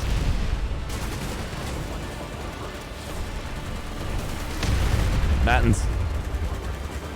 They're slowing down anything and everything they possibly can do to get this W. 638, 608, 500. This is such a close matchup. Anything could be in anyone's favor right now. Opening up the map right now, look at the percentage populations are currently in the favor That's exactly why construction is so valuable. Respawn options are going to be your favorite thing to do here. Play Golem and Daddy. Repositioning themselves. Trying to slow down the boys' onslaught. Taking down those galaxies are going to be the most important factor here. They're in the way, allowing their teammates to take advantage of that territory positioning. 1 minute. And he's going straight inside. What was that? Watch out, watch out, watch out. That is incredible.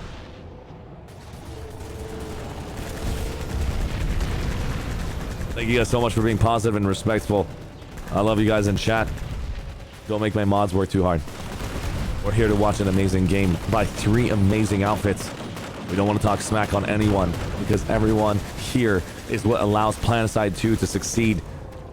We want new players to come in. We want them to know to come try out Outfit Wars. We want to show the world that this is an opportunity where anybody can come and try it, even though you're going to kill them every single step of the way. Always make sure we shake hands so that way we can get another match next week. Nico 101 is playing for RE4. A good friend of mine who's also streaming. I'm hoping this event. Nico's right now taking out targets. Representing Outfit Wars with RE4. He's being shot down right now. Nico could have found a way to dodge this. Unbelievable work from Nico.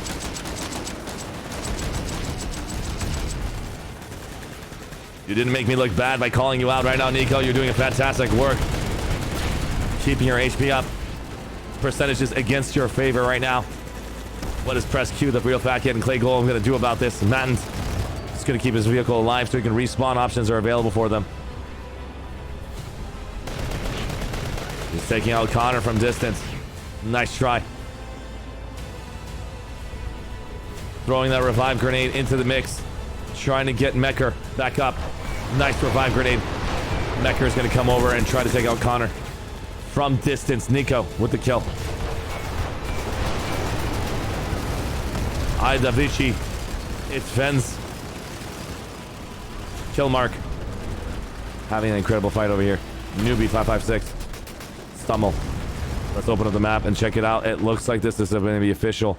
Let's go watch the three-way fight that is happening in the center. This is officially a 3-way fight that we're going to get a chance to see in the middle here between all 3 factions for the first time, other than in the sky. RE4 has put down their respawn option. The boys, the Reapers, have all connections to this position here, trying to slow down any opportunity for the VS. Relic H is also getting a 3-way fight. Oof. Hoist. And they're bringing out more and more of these galaxy options. Thanks to construction, you can see how much of a battlefield this has become, how much of a strategic warfare this is going to be.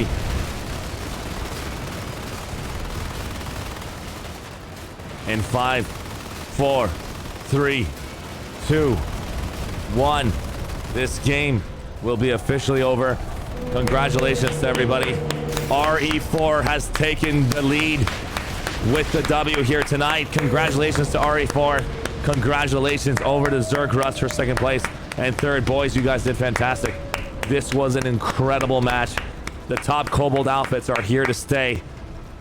Honestly, this was legendary. Hands down, massive GGs all across the board. Make sure you guys go get Frankie Face emotes so that way you can just spam these emotes here. There's your GGs across the board. You're going to see what it looks like if I turn on this emote. Emote wall is back on. So if you guys actually have... Do you save the yesterday's matches? Everything's on my Twitch channel. Feel free to check the VODs. We're going to remove those VODs and put them on YouTube in the future. There's the GG emote if you guys want to go and download it. That is the actual text that allows you to spam GG across the board. Well done, guys. That was incredible.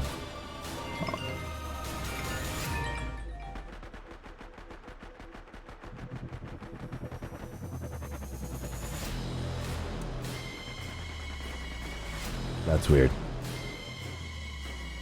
Okay, let's go to this Sanctuary one. The match results, I'll show you right here. We'll give you all the match results in this position right now. We're going to go into the Sanctuary 1 so we can actually hang out in this space to give all the members a chance to go stop by and share their love to the entire community. Who showed up, everybody in COBALT, you guys did a fantastic job. That was incredible. I'll leave it right there.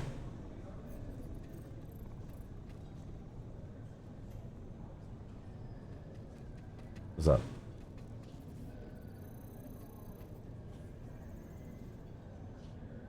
No. Just kidding.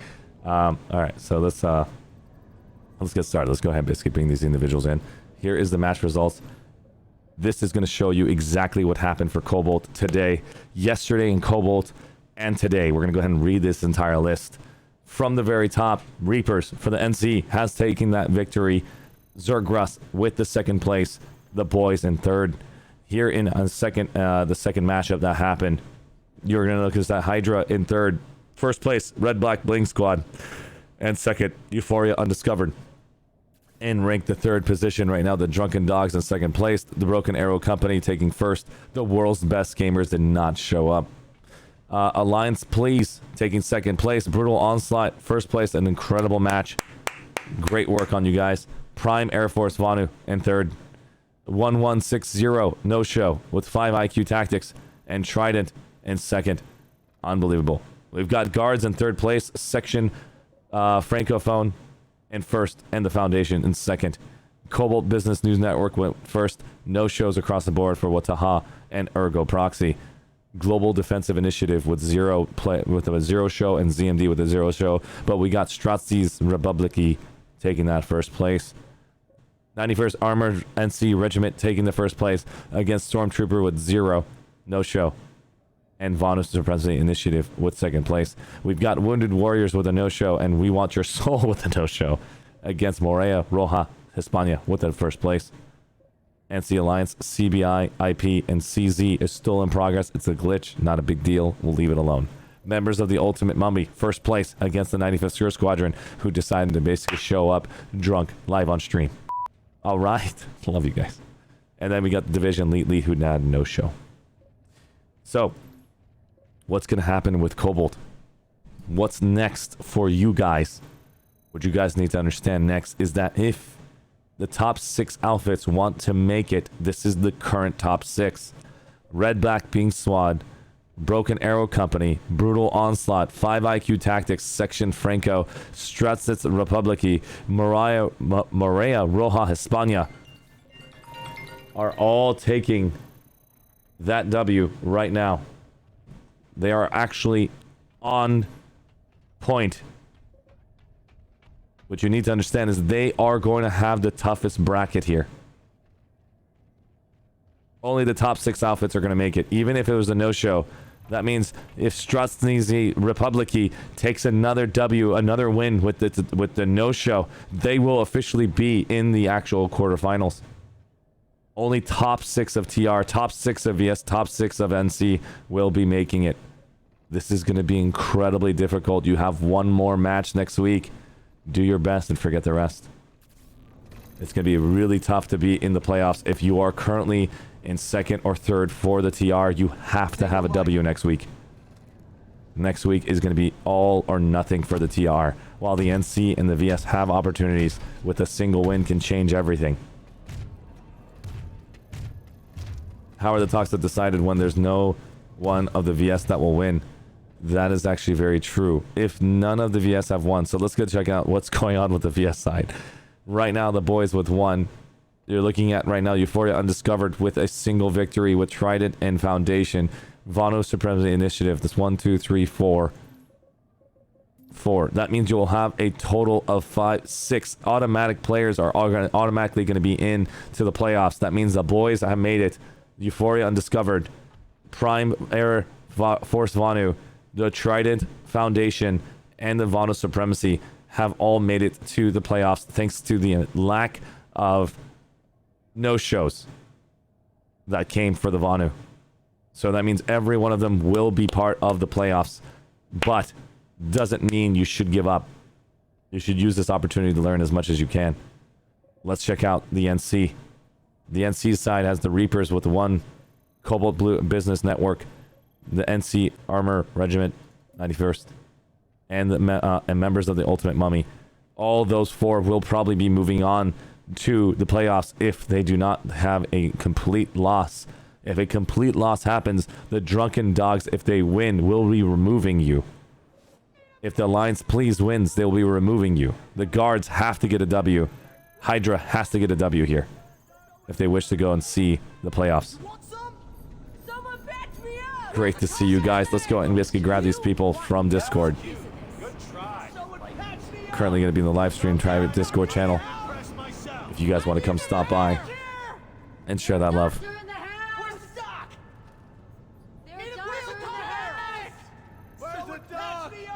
Hey, is there a doctor in the house? Can somebody show me back up?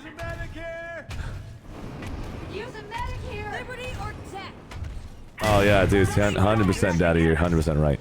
Hey, is there a doctor in the house? I need ammunition. Awesome. Let's go ahead and guys can grab players if you guys are interested in having a conversation real quick. On my Discord, you can feel free to come stop by. ! Discord. We'll give you that opportunity. Come stop by and actually be showcased. I want to know a little bit what happened to the mums. I want to know a little bit what happened to the bros. If you guys are here still watching the stream, AFSX, if you want to send your leader, your representative, this is your opportunity to speak. Thank you so much, DNA Rep. I appreciate you. From BRTD. Better Red Than Dead. Here to represent. If only TR was cool on that normal live server. Listen, Ober. I don't know much what happens on Cobalt's live server, but I gotta say that TR brought it. But today we got a chance to see an incredible matchup from RE4. Great work on your team. Unbelievable. Let's go ahead and grab Hannibal from 2RAF inside. Let's go and find out. It's AFX, Monarch, and the mums. We're gonna bring the mums in here. We're gonna have to see if Thel does have his permissions. Dardius does have his permissions. Seldrick does not. Wander CJ. Gonna go ahead and bring him in. Yeah. What's up, my dude? We got Flux in the house from TP DV. I'm gonna have to get Monarch, Shay, and Seldrick. Do I have a mod available to go stop by the channel for just chatting? I'm gonna move them into need perms. If you guys can tell them about the TOS rules for Twitch, as well as ArsheeTV's channel, just to be sure that you guys actually don't make the mistake, because you could get banned, and I can also get banned if you guys use anything as racist, derogatory, or sexist. It's not worth it. We know the way, bro. What's up, Wander? How you doing, my dude? Great. Great tonight. Unbelievable. How many of you guys actually know AFSX, Monarch, Shay, or Cedric? If you guys are friends with them, is it possible to stop by up there and let them know about the TOS rules, or I just can mute myself and do it myself? I think Monarch's legit. I don't know Cedric, but I think Monarch is. Okay, let me go and just mute myself on chat, guys. Let me just do it. I can personally do it for myself. Let's go and mute the system audio, and then I can verbally let them know what is going on. Give me 1 second, guys. System audio is now muted. Now let's go stop by and see how many words are going to hear from them. 1 second. How's it going, Monarch and Cedric? Hey. Thanks for stopping by. Is it possible to tell you live on stream? There we go. I muted it. Is it possible to have you guys maintain family friendly, which means no cussing, as well as maintain TOS, no racism, derogatory, sexist comments? Awesome. I'm gonna give you guys right now the endorsed by staff in my Discord. When you have endorsed by staff, I'll never ask you guys this question ever again. So now you guys will have it forever. I can always drag you in. I'm always comfortable from now on knowing that I told you one time. It's my fault if I don't physically tell you and I bring you in. That's not your fault. So let's basically drag you guys in. Cedric, here you go. And we got Schmitty. Let's go bring him in. Awesome. How's it going, guys? All right. Good evening. Arshee. Good evening. Can you guys Hello. hear these guys in chat? Can I get everybody in chat to tell me if you can hear their voices? Chat, can you guys hear them? Hi. Awesome. Hello, comrade. Yep. Hello, Conrad. I love you, buddy. Darius, let's go. And let's see if I can actually bring the Discord screen over into this overlay. Give me 1 second. Let's switch this. Let's go and grab the Discord overlay. Left side copy. Go back into here. And so we're going to bring the amazing people that I have right now. Reference. Open this up. Did I do it right? No, I didn't. I failed. What is it showing? Oh, I see what's showing. Okay. Yeah, that's correct. Let's go do this. Here. And here. Awesome. We got their faces and their names in basically in position now. We can actually see every one of these outfits who are here to represent. Schmitty, do you have your title on you? Awesome. What is T representing? What is your outfit name in this tournament?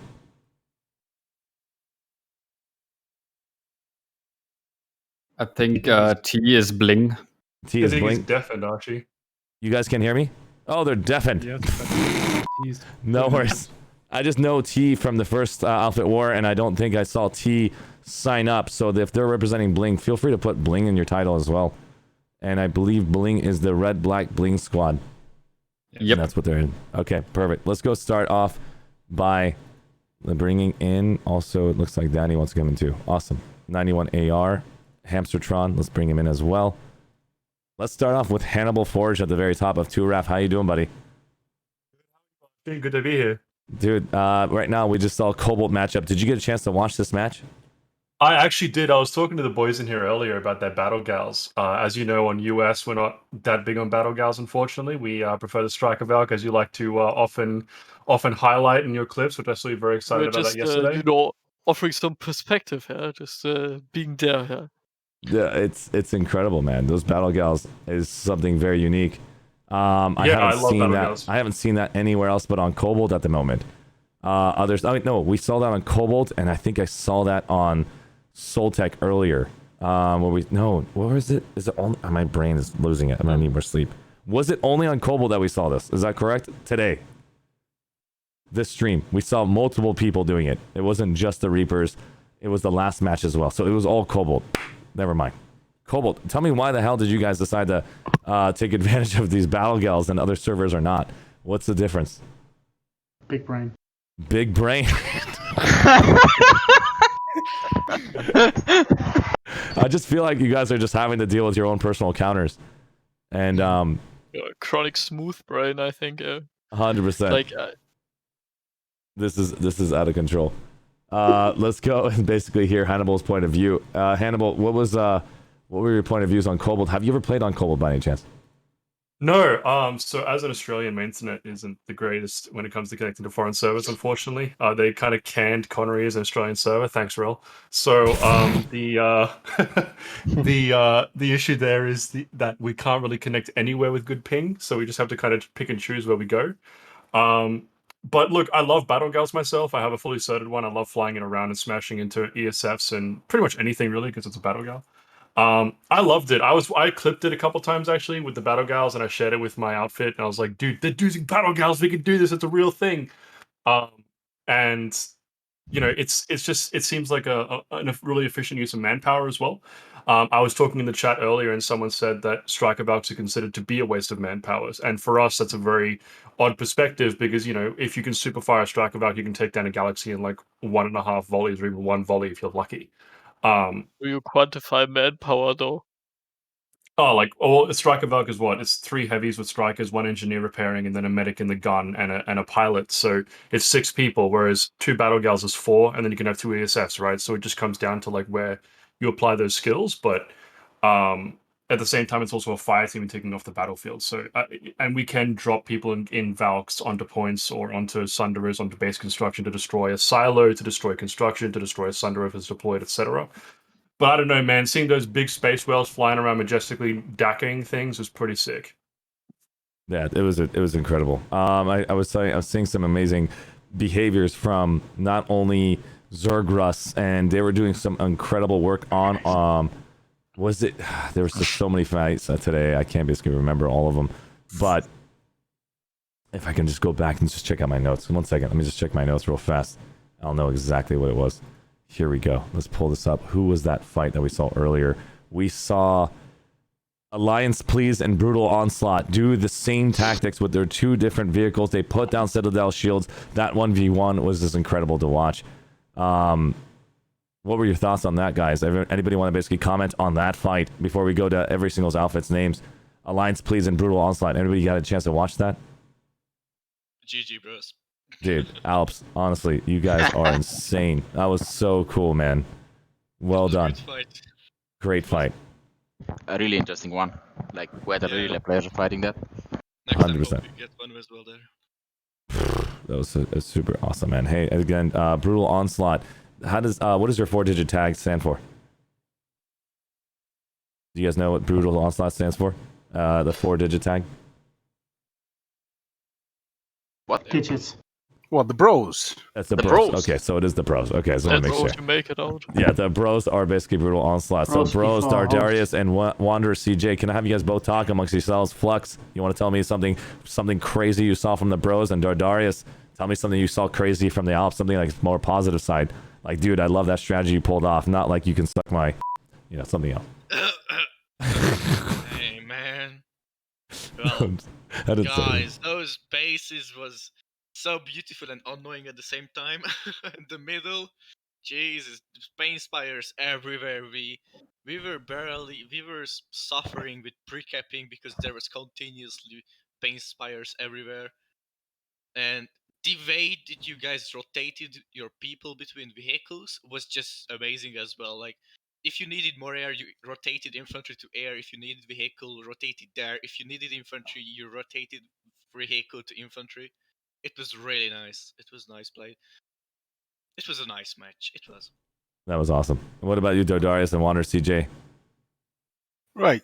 First of all, I want to say, yeah, it was a really good match. It was a much better one-on-one than we had previous season. Like, you guys actually put up a fight, and well, it was still uncertain which way the match is going to be going. Either the NC is going to win on TR. Obviously, it's not going to be VS because they haven't showed up. No offense. No, but, not at all. But it was actually really funny to see that one VS. There he is. He's right there, right in front of us. PAFV and Tor. At least they showed up and they did what they can and forgot the rest. That's all that matters. And I appreciate that, to make that opportunity happen. A lot of people in Soltech did not have the ability to house those people within 24 hours. There was just so many changes happening. I don't think we should basically talk down to anybody who signed up, because you can't cancel. Mistakes were made. And you just have to basically deal with it for the quarterfinals. And I know you're just giving free wins to everybody, for the qualifiers. But this is Alpha 3. Is this also like the 3rd time this happens? I mean, sure, you can't cancel, but it seems kind of. I mean, I don't know. There's no point for you to strip them of the agency like that. I think, like, why would you sign up? It's like, yeah, sure. Like, it's dumb that they can't retract their vote, but it's like, seems like a problem that should have been fixed like 2 cycles ago, and it's still around, and yet, like, people still suffer the consequence of that. It's like, yeah, we all want to see a cool battle, but it's. I know. Yeah, it's weird. I can't say much about that. I want to give you a voice, and you're 100% of course, right. it's fine. You're 100% right. That is extremely frustrating, and I can tell you that it's just. I don't know where the logic lies when you create something and you don't have the ability to pull it out. And so that's something that I think a programmer would know more about that, me, or the developers would know more. So if we have a chance to actually understand how come that wasn't implemented, we'll learn more about that when it comes to the patch notes and the devs talking about it. But that is the biggest thing that they're all talking about. If you guys want to know what Schmitty just said, he's talking about all the outfits that have 0 across the board. There were some outfits that genuinely wanted to cancel and petition to remove themselves out. The 95th Skur Squadron were one of those outfits that petitioned to remove. yeah. And they did not want to be signed up. And one of their members that were really excited, I would say they drink a lot of water, So we did drink a lot of water. Yeah, and just click the button out of a joke and then start laughing and realizing they can't cancel, and they're like, oh no, oh no. No. It wasn't out of a joke or something. One of our officers, named Terran, by the way, hi Terran, he just clicked the button because he thought he was in the outfit that was actually participating, and he forgot he was still in the 95th outfit, and he signed us up. That's so bad. But doesn't it make more sense? Would it make more sense to just have people actually, that there needs to be, well, at least like 3 full squads that all individually sign up, so we know they would have the players? That would make kind of, at least there would be a band-aid fix, instead of having like one dude just commit 48 people and then don't show up. It's, I don't know. Yeah. I mean, like committing, like you don't have an obligation, so it's not really committing. Of course. Yeah. It's just a game anyway. Like it's not committing as in I mean, we just had a really job platoon smashing galaxies into Reavers, so that was pretty funny to watch. It was really good fun. I appreciate you guys trying. And again, I don't look at Alpha Wars as being only a high competitive space only, because all of the players that actually signed up to have a good time, to taste Desolation, are going to be able to show up for the qualifiers, and then they'll be removed after 2 fights, getting a taste to see, hey, you want to be a high competitive player, you want to have fun casually on this continent, come join us. We're a new outfit, we're basically playing another game. Like, let's imagine we're playing Modern Warfare, or we're playing Fortnite, whatever the games you're playing out there, saying, hey, I want to go and try this out. And luckily we have a place allowing them to come in, get a taste of what it's like to play against the top players of Planetside. And hopefully you guys know that every single new player that shows up, congratulating them for even showing up, but you guys killed them 500 to 1. But just saying thank you for showing up is more powerful than saying the other way around. But that's up to you guys if you want to have new players show up or not. But that's just my opinion. But other than that, I want to know more about... Oh, let's go ahead and bring over RE4 and 2Wrath again over here from Jason Kane. Dardarius and Wander CJ, tell me more about your matchup. Did you guys expect that result? We expected to do our best. Like, we were focusing on combined arms and we were prepared. We got the tactic before we start. Like, this time we managed to get really a lot of effort to show the best result. Like, our team was never stronger than now. It was never stronger than now, really. What was the difference the difference that allowed you guys to be stronger? Like, why did you guys all trainings? More on trainings. Focus more on trainings. Yeah, we focus more on trainings. Focus more on combined arms to go for the side, like addictive gameplay on the special roles, and this is how it works. Here's a question right now from chat. I know that this is gonna be tough. I would love to hear your thoughts. Any leader here that wants to answer this question. Again, your opinion matters, but at the same time, how you structure that opinion is also important. Mad Dog from chat is saying, Arshee, question for the leaders: how do leaders feel about other outfits that are stacking hard? Excitement. I'd actually like to answer this one on behalf of some of the outfits on Emerald, because I know that we actually had a couple outfits who refused to participate in Outfit Wars for this reason. So we have a lot of stack fits on Emerald. We have 3-way, which is 3 of the best VS outfits. Oh stacking. God, yeah, this is gonna be a tough one. We have we have 3-way. We've got Hour, which is Salt and Hour. We've got Help, which currently have Prey in there. VCATs, which have Orax, and a lot of it is because, unfortunately, the number restriction on Outfit Wars, or the required platoon size, kind of means that you have to stack to a degree to be valid. But it kind of ruins it to a degree, in my opinion, because now you have these outfits, or super fits, as we like to call them, where it's just a bunch of people from different outfits who would never really be in the same outfit together that are now stacking to basically have the best chance of winning Outfit Wars. And if it's meant to be Outfit Wars, not, stacked platoon wars, then it kind of invalidates the entire process, in my opinion. Probably an unpopular opinion, but I understand why it's necessary. I just think it's like... I honestly would love to see All-Star Wars. Exactly, right? It would be awesome to see an All-Star game where we can actually see the top best players who wish to basically sign up and send 1 or 2 of their best members, which is virtually impossible to pick that through but we also talked about with Rel server-wide fights where you'll send the best of Cobalt over to best of Connery versus the best of Emerald, and they were like looking at each other saying that something. So this is gonna be really fun to actually see if that was possible. But isn't that kind of lane smash? Lane smash would not be the same, especially when it's actually embedded into the game. No, lane smash is basically something that you would have to actually organize outside of the game and actually try to referee. But while the game actually has a timer mechanic and all these different features allowing you to do it naturally, we're talking about the game will just continue moving on its own without people having to host it, if that makes sense. That's why it's so powerful if the game options have that ability. Like imagine right here you have a flash race inside of the sanctuary, the entire orbit ring. Like just look at this orbital ring right here. Tactical flash. This entire orbital ring, and you guys can just do this massive freaking harasser jumps inside of these little like sections. You have to understand how large these rings are. Oh, that's not fair. I want to get outside. So you guys see the scale of this little space right here that you guys are currently in? The scale that you guys are currently in. This is extremely small in comparison to these rings. These rings are gigantic. Look at the Bastion fleet carrier and the size of that ring. So there's plenty of options in the future for us to enjoy. Planetside 2 is looking forward to make that opportunity for us in the future, hopefully. But that's just my opinion. There's just endless events that could be placed, but I'm really proud of you guys basically coming over to Outfit Wars and applying yourselves, because I do know the amount of effort and energy it takes to train every single day, and it's just incredible. Bros and from Dardarius and Wander CJ and Flux, anything you guys want to say before I go to the next match talks? Good job. GG.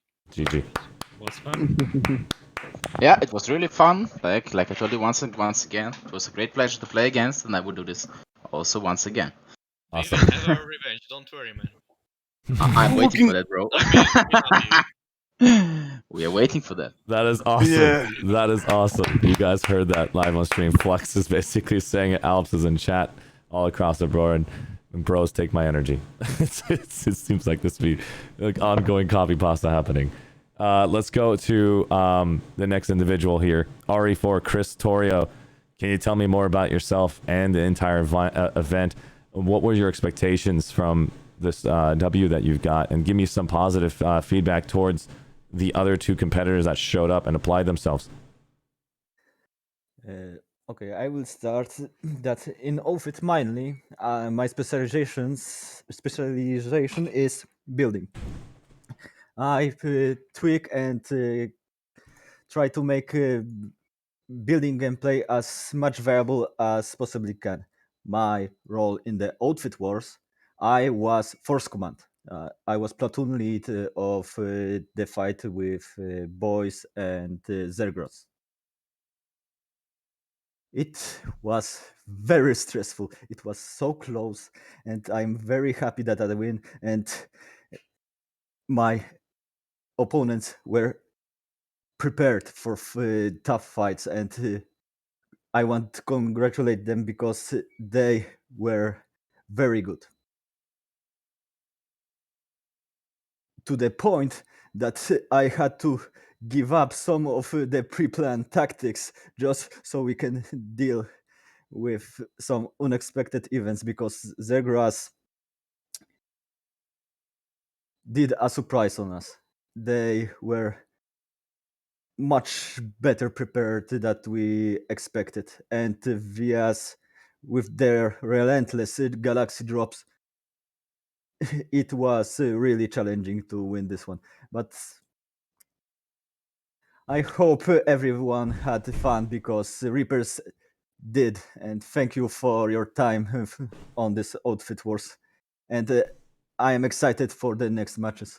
That is awesome. Who do you think is going to be I know this sounds a bit disrespectful to ask, but it's always exciting to hear what your opinions are. It's almost similar to basically interviewing basketball players or soccer players or football players, however you want to basically call it, from all around the world. Who are you looking out for? Like, what is the team that makes you guys try hard? What you have to increase your competition level because of these teams, and if they're basically not applying themselves, why are you applying yourselves? Who are those names that you want to list towards other teams? It's a tough one, right? my outfit members tell to all of them, but my personal outfit that I want to beat is Blink. Bling, I know it's gonna be a tough one. We saw what they did in the first season and second season. It's gonna be so tough. They have a huge team of players from Doc P. But me personally, to prove myself that we are very good to beat Blink. Wow, you guys heard it here, guys. At least we have the confidence from one of these outfits here. I'm not that confident, but this is the goal to increase our skill. Hell yeah, dude. I'm super proud of you guys from Bling and T for basically stacking, increasing the competition skill, but it is extremely frustrating when you want to do this in a casual manner. So where do you draw the line? Just basically enjoy silver and bronze brackets and let the basically stack fits and enjoy the first place bracket? We don't know. So we have to basically keep trying this out until we figure out what's the most effective strategy. The reason why we stack, or like why Bring stacked up and Dio and Afsec stacked up, is like we want just to have fun in the gold bracket and actually want to see what happens if two outfits are at the first place in the gold brackets on the same faction. So that would be incredible. Maybe we can do this. No, that would be insane. That would be insane to see how much of a change is happening. Every single person who shows up, this is literally what you're going to see in the NBA, in the World Cup. Teams get stacked. You see Brazil win majority of all the fights, and then over time, you start noticing that they're no longer sitting in the front seat. Germany will then show up out of nowhere and then just get eliminated in first round. It's just, this is what's so exciting about this. This isn't just a one-time thing. So let's just enjoy what the process is all about. And I appreciate you guys for just maintaining positivity, because if more and more we maintain that, the more the developers will come out and actually speak to us. So it's thanks to you guys for making that opportunity happen. And let's go over to from RE4. Let's give some love. Where is RE4? Was just basically battling out with Zergruss and the boys. Is Zergruss and the boys here? They did not show. We're basically give them a chance to basically go and develop those conversations with their friends. Let's go and give it to AFSX. How you doing, buddy? Well, overall, so yeah, pretty like we're kind of not amused that NC didn't show up, but we expected it because of the activity rate of the enemy outfit, because it's like 10% or something like that. So if they would have been show up, it's like 10 people maximum, so wouldn't be a real threat. Basically, IQ Tactics is your name, right? Yeah, we had to change it for Daybreak reasons, called Armored SX Forces Not Nice. Oh. That's why we had to change it, basically. Yeah, that's actually nice. The 5 IQ Tactics actually worked better. From what I saw in your match, you guys had one insane mosquito doing so much work on the enemy. You guys do have some incredible players on your team. I mean, I'm not going to lie. Yeah, we were like, for us, it was the first time Outfit Wars. So we basically kept all open and we're like, okay, we have like only a little tactic, like, okay, we do this and this, but then we left all open for our players to individual decide what they want to do or how they want to do. And yeah, worked out pretty well. Armor did pretty well. Infantry, we were all the time with underpop, because we only had 10 to 12 infantry people. But air and tanks, especially the air, did very well, because like when you drop with 5 people on the roof and there are 12 banshees coming for you, yeah, you're gonna die. That's basically what we did then, just banshing and yeah, basically camping the warp gate after we flipped all the bases and then just hold them. 100%. By the way, Archie, you in your stream you ask if you can have a sheet where all the names are. Yes. If you go in Discord and look, I send it. Thank you. It's just it's not easy to find you guys and push Q on you guys when I don't have a recursion stat tracker, having a dot in the middle of my screen, or having a piece of tape literally just to basically put a dot on the screen so I can Q spot you. I'm just getting frustrated by just trying to spam Q on every air pilot, and you guys are so much faster than observer cam, you son of a... I'm just kidding. But You get the What'd idea. you say? I didn't say anything. I said you're beautiful. I said you're super beautiful. So yeah, this is the AFX entire squad. Now, if you guys don't mind, this would be genius. We can do it on our own time. Send me your list for next week. The entire list of your outfit roster, your 48-man team, so I can just read it off when I'm in the middle of basically shouting out your community and your team and your matchup and saying who came in. And I'll still say your name when I find you, but it would be nice to at least have somebody give a call out to that player, even though he didn't show up. There's no player roster. There's no player button. I can't see player statistics or stats. So it would be really cool to see that in the future. You can press tab and see who's in the fight at the base. That is true. But you don't see there are people. It's not Yeah. everyone, but it's still Big fight on Sanctuary, guys. Thank you so We much can't for actually send Shadow you a Strike for list, the 1,000 Archie. biddies. Thank you so much. You did not have to do that. 2ref is too. 2ref is a bit too big. Yeah, it's that's true. Yeah, but it would just be really cool if you guys give me that list, and then that'd be awesome. So I'll work with that list next time.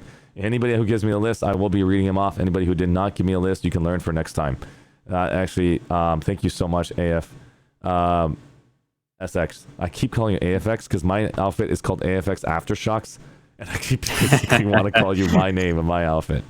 And it's Understandable. Awesome. It's awesome to see your names as AFSX. I was actually rooting for you guys in my heart. I'm like, oh, it looks like my outfit name. But That was something relevant, Archie, in your DMs. Let me check it out. Thank you. Let's go and see the next group to actually speak. Is there anything else you want to say, Marek, Shay, and Cedric, to your entire community and to everybody of Dior or anybody out there in chat? Well, good job, people, I guess. Yeah, good job to everyone, and I guess I will now go back on my TeamSpeak to talk to my people because we're still pretty much on TeamSpeak. And yeah, okay, guys, all well done. I have one more thing to add. What's up? Prepare your enemies. Oh yeah. I too will go back to my TeamSpeak. Thank you so much, Chris Torrio from RE4. Let's go ahead and basically give a round of applause to RE4, and thank you, Shadow Strike, for gifting those tier subs and as well as 1,000 days earlier. You're super sweet. You didn't have to do that. Thank you very much. Have a good night. Thank you for your stream. No, of course. Good night, Honestly, mates. thank you. Have a good one. Let's go give some a time over to T in just a second and the mums who weren't a part of today's events. And let's get a chance to hear from 91AR next. And then we're going to give the floor to those individuals that can tell me what happened, because I want to know what happened in your match. I wish I saw it, but damn, Miller and COBALT are split in half, and this is not fair if I just did one server every time. Hamstertron NC from 91AR. How's it going, buddy? Archie, how are you doing? Thank you very much for having me back. No, not at all, man. And I saw your matchup, and sadly, that one VS player decided to basically bombard you guys in the middle of a photo op. What was that, man? Tell me more. Well, I mean, first of all, we did the similar research that the other guy did, that Chris did, into our opponents. So we knew that Oman, as their TR Stormtroopers, we could see that they had like activity levels around the sort of the 20 mark on a weekly basis. So we thought maybe they'll field 20 people, but we knew that one VSI, the Banu Supremacy Initiative, they had activity levels more around sort of the between 3 and 9 mark. So we actually went into that fight thinking we were going to be fighting a roughly equal sized TR group and no VS at all. But at the start of the fight, nobody was there. So we just carried on with our plan, get in the Valks, capture things, make sure people are in the next bases along. So start caps straight away as soon as the previous base is capped. But again, nobody turned up. So as soon as we knew that you were there, we thought, oh no, let's do something entertaining because there's nothing else going on. That was awesome. Drop a Cortian bomb down and just let Archie watch us blow ourselves up. Oh man, I missed that. I walked away chasing after this Liberator who shot you guys. I missed the Cortian bomb. I showed up at the end of the bomb where you're all laying on the floor. I'm like, what? What happened? Who destroyed you guys? Well, actually, somebody defused the bomb, sadly. So we had to get one of our guys to do flash bowling, which is where you all stand in a line and then he drives a flash into you and he sees how many he can TK in one go.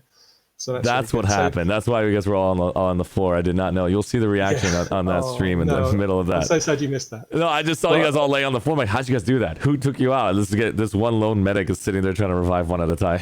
Yeah. I mean, pretty funny. you know, Daltons are good, but they're not that good. No, yeah, So- I thought he destroyed all of you. I'm like, looks like Rel fixed it, guys. It looks like it's one shot, AoE splash, everything's dead. Just kidding. So, no, I mean, we're aware of our history. We're aware of what happened in Outfit Wars Alpha 2, where we were having trouble giving permissions to people to get to Desolation, even though we had, like, more or less a full platoon. And it was just that officers were coming online and their clients were crashing because we had 14,000 members. So ironically, we didn't. It looks like we didn't show up, but we actually had like 3 squads full with a 4th squad filling up at the time. So it is with that history in mind that we were joking about how the TR and the BS had pulled a 91 AR on us. You know? Oh, I know. So, you know. And it's also hard too when you only had one opportunity to show up with all that work you put in on the live server, and that's all you get is like one match. It's tough. Yeah. But now we get plenty of matches to basically learn and what to do, and you're gonna actually learn from the map. I actually really like the qualifiers a lot. I think it's a genius technique to get new players from outside the game. Think like, let's imagine streamers that have their own communities and they bring their own 48-man teams, and they want to basically show up to season 4, season 5. It's going to bring in more new fresh blood into Planetside live server, especially when they get a chance to see that there's a competitive space like this. But I know a lot of people don't want competitive spaces. They want more opportunities to enjoy on the live server. I think everything is in place for a reason, and their pathing is correct. I mean, of course, without the amount of knowledge that Rogue Planet Games is actually putting it out there, Daybreak would not hire them. And so you got to basically think about how to make money and think of an idea at the same time. And so it's tough. There's a tough balance. I've been in this position before, but sadly, I don't know all the details.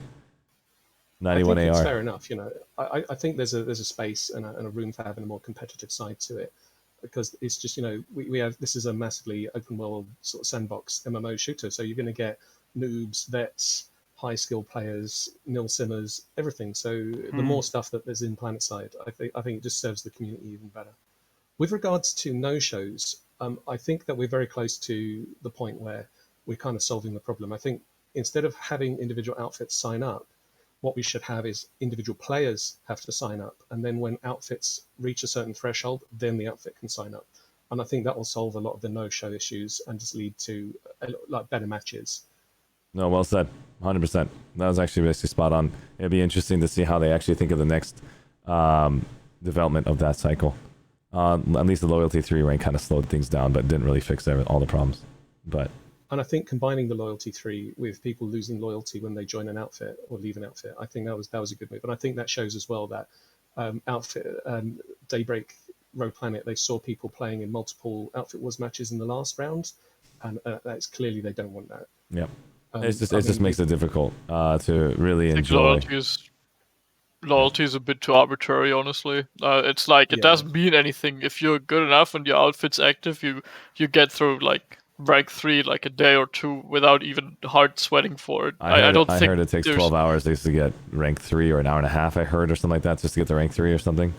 Really? If you're I don't know. I didn't. And it's constantly flipping. That's 300 points per flip. You know. Yeah, I didn't really even. I don't know. I never consciously leveled it, but it's like it's just too arbitrary for a number. I think it's more reasonable. Like what you proposed just now, that the individual players sign up and then the outfit can sign up. I've already said that at the beginning of the stream. I think that's the way to go, and I think that it's weird that it has taken us 3 cycles. I think I voiced something similar even in the beginning of Outfit Wars 2, like here. I don't know. It would be nice if it would be listened to, but it's a real problem, and I think that sure everybody should attend, Desolation, whatnot. Everybody should be able to sign up, but what's the point? You know, it's like, yeah, no shows aren't a problem, but we had like 3 no shows in the last 5 matches or so. It's like, I know there was one in ours, and there was like another one yesterday, like 2 today or so, and it's like. Yeah, it's a thing. Did you get a chance to watch after the Miller fight? After the Emerald fight, Rel was speaking up on that information, or you guys were sleeping probably? Yeah, well, I didn't see that. Yeah, so at the end of my Emerald stream yesterday, Go ahead and check out the very end. You'll see me, myself, and Commander Sirius and Kamikaze and Rel were speaking on that. I asked Rel, what are the things that you've noticed? What are the things of feedback you've gotten? How do you want to receive feedback moving forward? All of that is there so you guys can hear it and how to basically display it. He's listening, he's excited. Rel hasn't gotten any sleep, and we're constantly basically having messages back and forth. I'm telling him to don't burn yourself out. You're amazing, man. You're doing this out of your own goodwill at these hours. But His bandana gives him strength, dude. yeah, dude. Everybody basically type in chat, man. Give your energy to Rel if you have extra energy. Hands down. Well done. Honestly. Rel's the MVP. Rel MVP, 100%. Whatever Karto said that day was insane. We learned so much about what he has to go through and stood up in front of. I don't think I'm allowed to say that. So we'll just change the subject. But yeah, 91AR, anything I want to say before I go over to the Toxic servers and then Mums? Just one thing about StackFits. I just think it highlights how people are playing the game as if it's like a sort of Premier League football, in the way that we transfer players between teams and we have some sort of mechanism for that. I think, maybe Outfit Wars is fine, but having like an All-Stars Premier League type thing might be the next thing that we need to do or implement or ask for. What's a stack fit to you? A stack fit to me is simply an outfit composed of people who don't normally play together, but they're drawn from the other outfits. Yeah, but then the misconception is we always play together from the start, so it's not in that definition we are not a stack fit. Oh well, then we forgive you everything you've ever done to us. Then I think the best way to resolve the stack fit issue and the entire discussion would simply be to introduce an alliance system in Outfit Wars, where outfits can ally up and can share the rewards for winning. Yeah. So you could have multiple outfits in one platoon and then represent their own tags. But yeah, I mean, I agree. But at the same time, I mean, the stack fit quote unquote issue, if you really think it's an issue, like the outcome would be the same. No, T would still exist, maybe under a different banner, but at the end of the day, it's just a name change. That's it. It's So- like, yeah, sure, Just but a letter in front of it's the like name. One of the things that Smitty is actually saying, I want to just add to it if you don't mind. You can finish the statement right after me. Is they are all friends. It's not like they were like paid $500 to $1,000 just to show up and one time. They hang out as a group of. They have a community of people that actually hang out. So you're going to be on Cobalt. I'm not going to lie. You're going to be power leveled. Like, I'm not joking. I watch these damn streams all the time. I'm the one casting you guys. You can say thanks to T for kicking my butt, or you can say, wow, T, you've upgraded my skill sets. You've shown me skills that I didn't know is even possible in a vehicle or in an aircraft or in an infantry play. And I had a chance to actually shoot with them in the private server. I'm not sure if it was on Jaeger or we did something else. And we had an opportunity to see what they do to train. They're willing to train anybody and anyone who's interested, but of course they like to meme a lot, so it really makes it really difficult to have that communication and excitement to sit down with them when they're actually shooting in the face. But I enjoyed getting shot in the face because I know that the skills that they're presenting to me is priceless. I like shooting Ash in the face. You son of a. I'm just kidding. I love you, man. Let's give it. Love you too, bro. Yeah, I'm not joking. You guys are getting an incredible power leveling experience. Sounds really weird to get shot in the face and say power leveling, but I know you guys can see a single tactic and identify and how to display it for yourselves and how to counter. This game gives you that opportunity. People can become more efficient over time, and they can actually become more motivated to become more highly competitive thanks to highly competitive teams out there. Stack fittings do suck when it comes to sending one group of people. Like, let's say there's a squad of 12 that was playing in the morning and they play in the afternoon with the same name. I think that's kind of annoying. But does that really happen? No, it's like, I mean, at least not really on our side. At least not from what I know of. Could be wrong, but I really don't think that that's an actual thing that happens. Like, maybe, I remember that last outfit was Urge couldn't make a full 48 squad, and I think we lent them like 3 players because they were already kind of in that community. Like, it's not like Planetside clans are something that it's like a one-time allegiance and you can't have friends anybody outside of it. So it's like, I don't know, it's tough to really pinpoint this as some systematic issue, right? And if you go down the argument that people can play whatever they want and that they should play however they want, right? This game's a sandbox or MMO, whatever, that construct means, then T is then just the same the same is like so the same validity as any other outfit, right? And alliances won't change that. And what rings with that is that people think that things like T are somewhat like a systematic issue when they're more like a symptom of the game mechanics. Like it's I put it this way, I used to be in midfits for a really long time, and I think Thel was in P set before. It's not like we come just out of nowhere and manifest in these like evil elite fits. It's like we just outgrew the midfits. It's like maybe we just yeah. Now we all are evil, I guess. No, but it's like you actually I see what's going try on. to get better. The only issue here is Schmitty. If you're looking to get this is an example that happened in the United States. I don't know if you guys actually follow basketball, but LeBron James would be considered the best basketball player if he didn't crown himself king.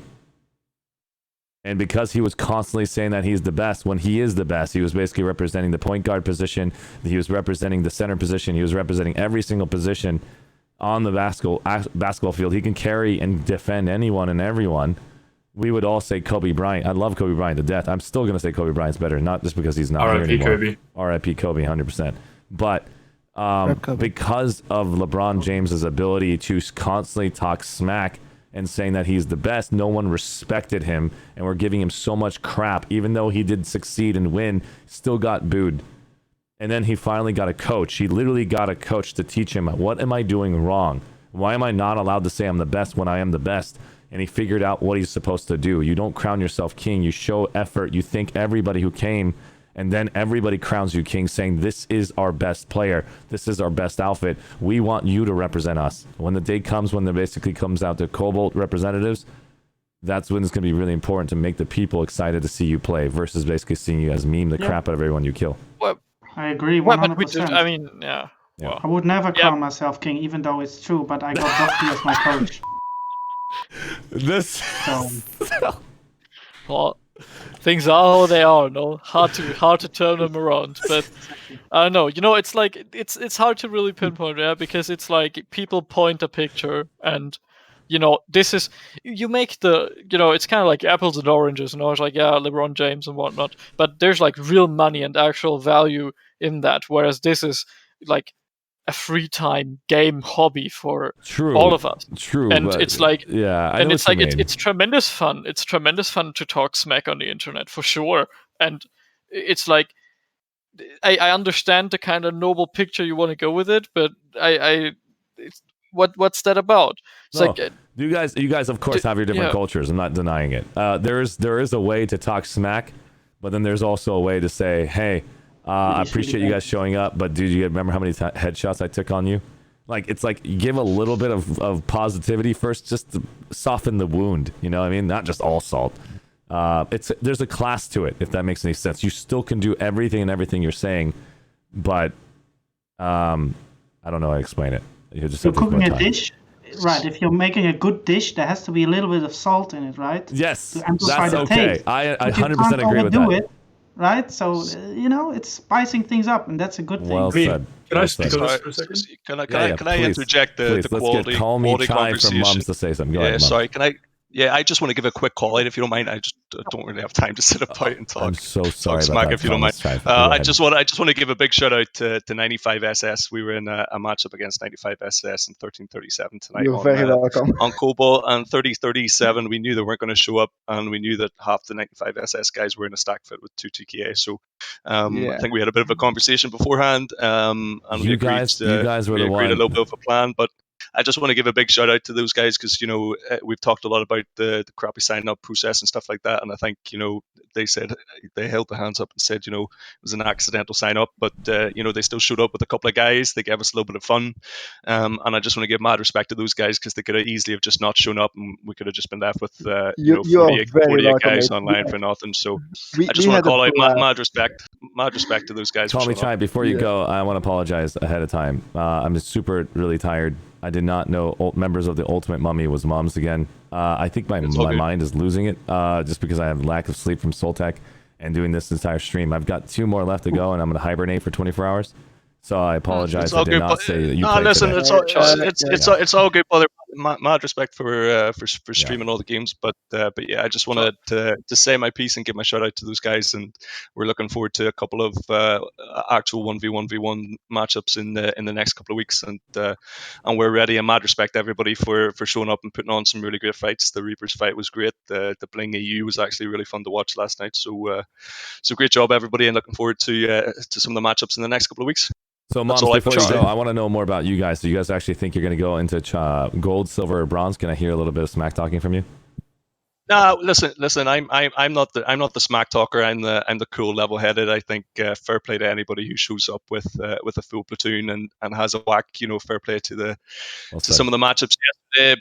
Broken Arrow and TDKD was a hell of a fight, and Reapers Zergros boys tonight was a hell of a fight. So listen, I'm not much of a smack talker. I think a fair play to anybody who puts their all into Outfit Wars, and whoever we come up against in the next couple of weeks, it is what it is. We're all out there to win, and just good luck to everybody in the future. But yeah, no smack talk from me. I don't need to. No, I appreciate that. Mad respect for you, Mehdi. I just expected that Mums to come in and tell me more about this little bit of memes here you guys got. Why did you choose Mums? Help me understand that.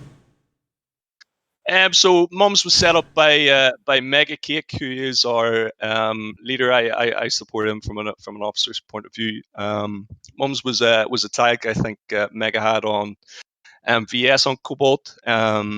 Mega's been around a couple of different servers, Connery and over in Asia as well. So yeah, I suppose he set it up just about a year ago, this kind of March or April. So we're coming up on 1 year. We've got a strong, healthy base. We do a bit of armor, a bit of infantry, a bit of everything, except for air. So hopefully we don't come up against too many people with super strong air forces. Super strong air forces do exist here, listen, though. this is the game. I said it. I help run the COBALT Discord. I said it there. Listen, this is part of the joys of the game.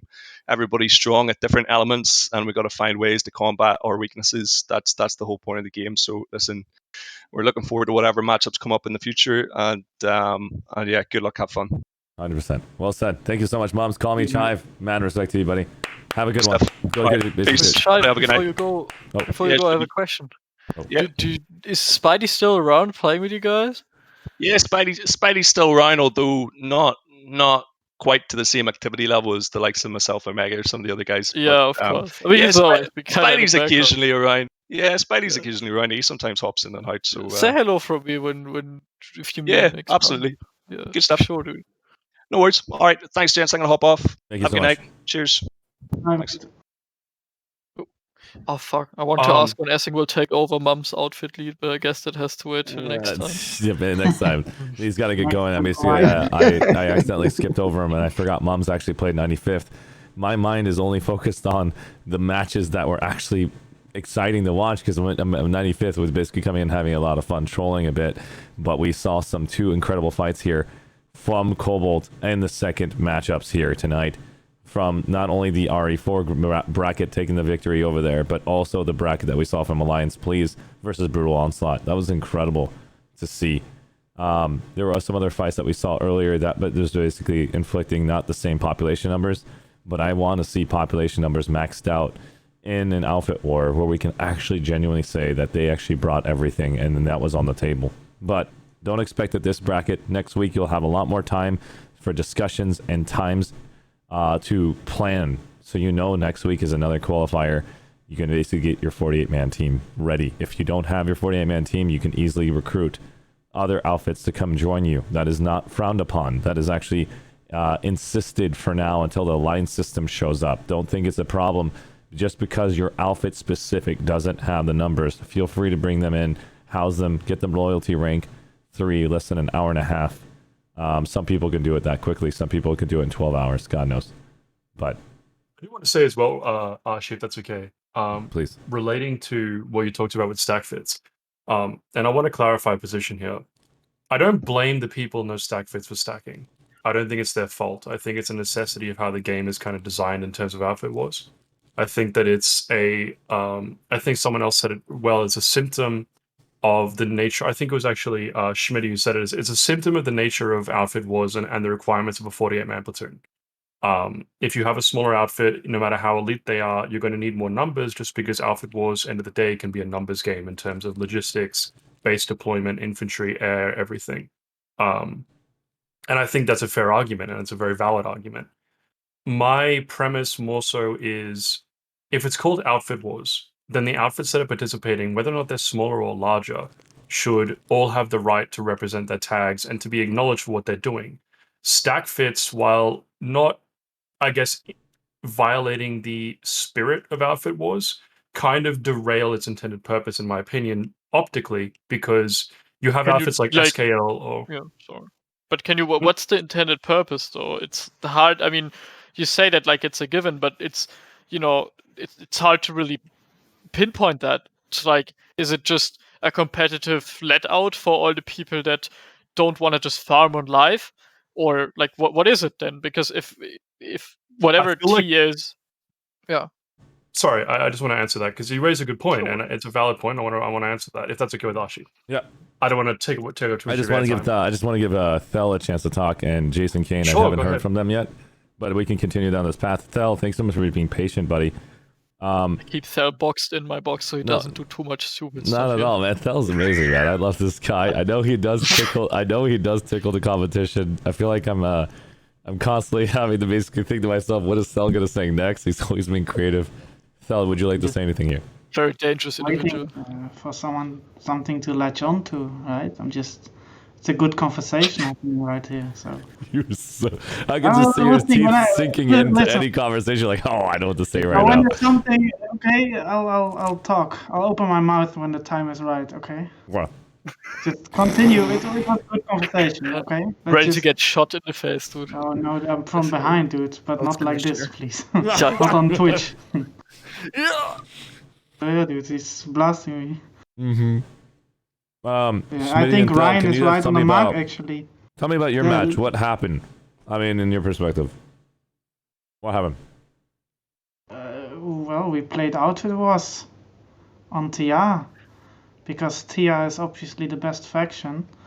And I would never play on VS. I swear to God. But let's see. What was Ryan writing here? Yeah, he is going on about the recursion cheat injection. Yeah. Recursion cheat Nanobots injection. from Bill Gates injected into our medkits. Don't spill the truth, Thel. That's enough. Fuck. Oh, sorry. Quick, it's a child-friendly stream. You didn't hear this, guys. Please don't take away my microphone, We're gonna bro. go ahead and put him on server mute for a little bit because he's needs to be in timeout. We'll bring Thel right back in. He's being a bad boy. Let's go ahead and basically move right back up to Jason Kane. Jason Kane from 2Ref. How you doing? I'm doing good. I caught the end of that sentence. I'm like, oh god. Yeah, that's exactly what happens when I'm noticing that these guys get too Because excited. I'm reading my phone. I'm not entirely paying attention. No, not at all. Hey, man, thanks for stopping by. Jason Kane, were you a part of that match with 2Ref? No, not last night, but I watched it. Are you going to be a part of it next week? Hopefully, yes. If I can get in. Awesome. Keyword, hopefully. Again, 2Ref is a monster amount of players. Is that correct? Yes. Yep. And it's awesome to basically watch too. Basically, you don't have to always be a part of it. But again, a lot of people were saying that you can make sister outfits if somebody wants to actually make a second version. Qualifiers is showing you here that if you have a large outfit, you can split it up so that way you can sign up multiple times for your VS faction or basically go to the other factions just to be able to fight each other. It would be a lot of cool experiences. You'll have memories that will last a decade.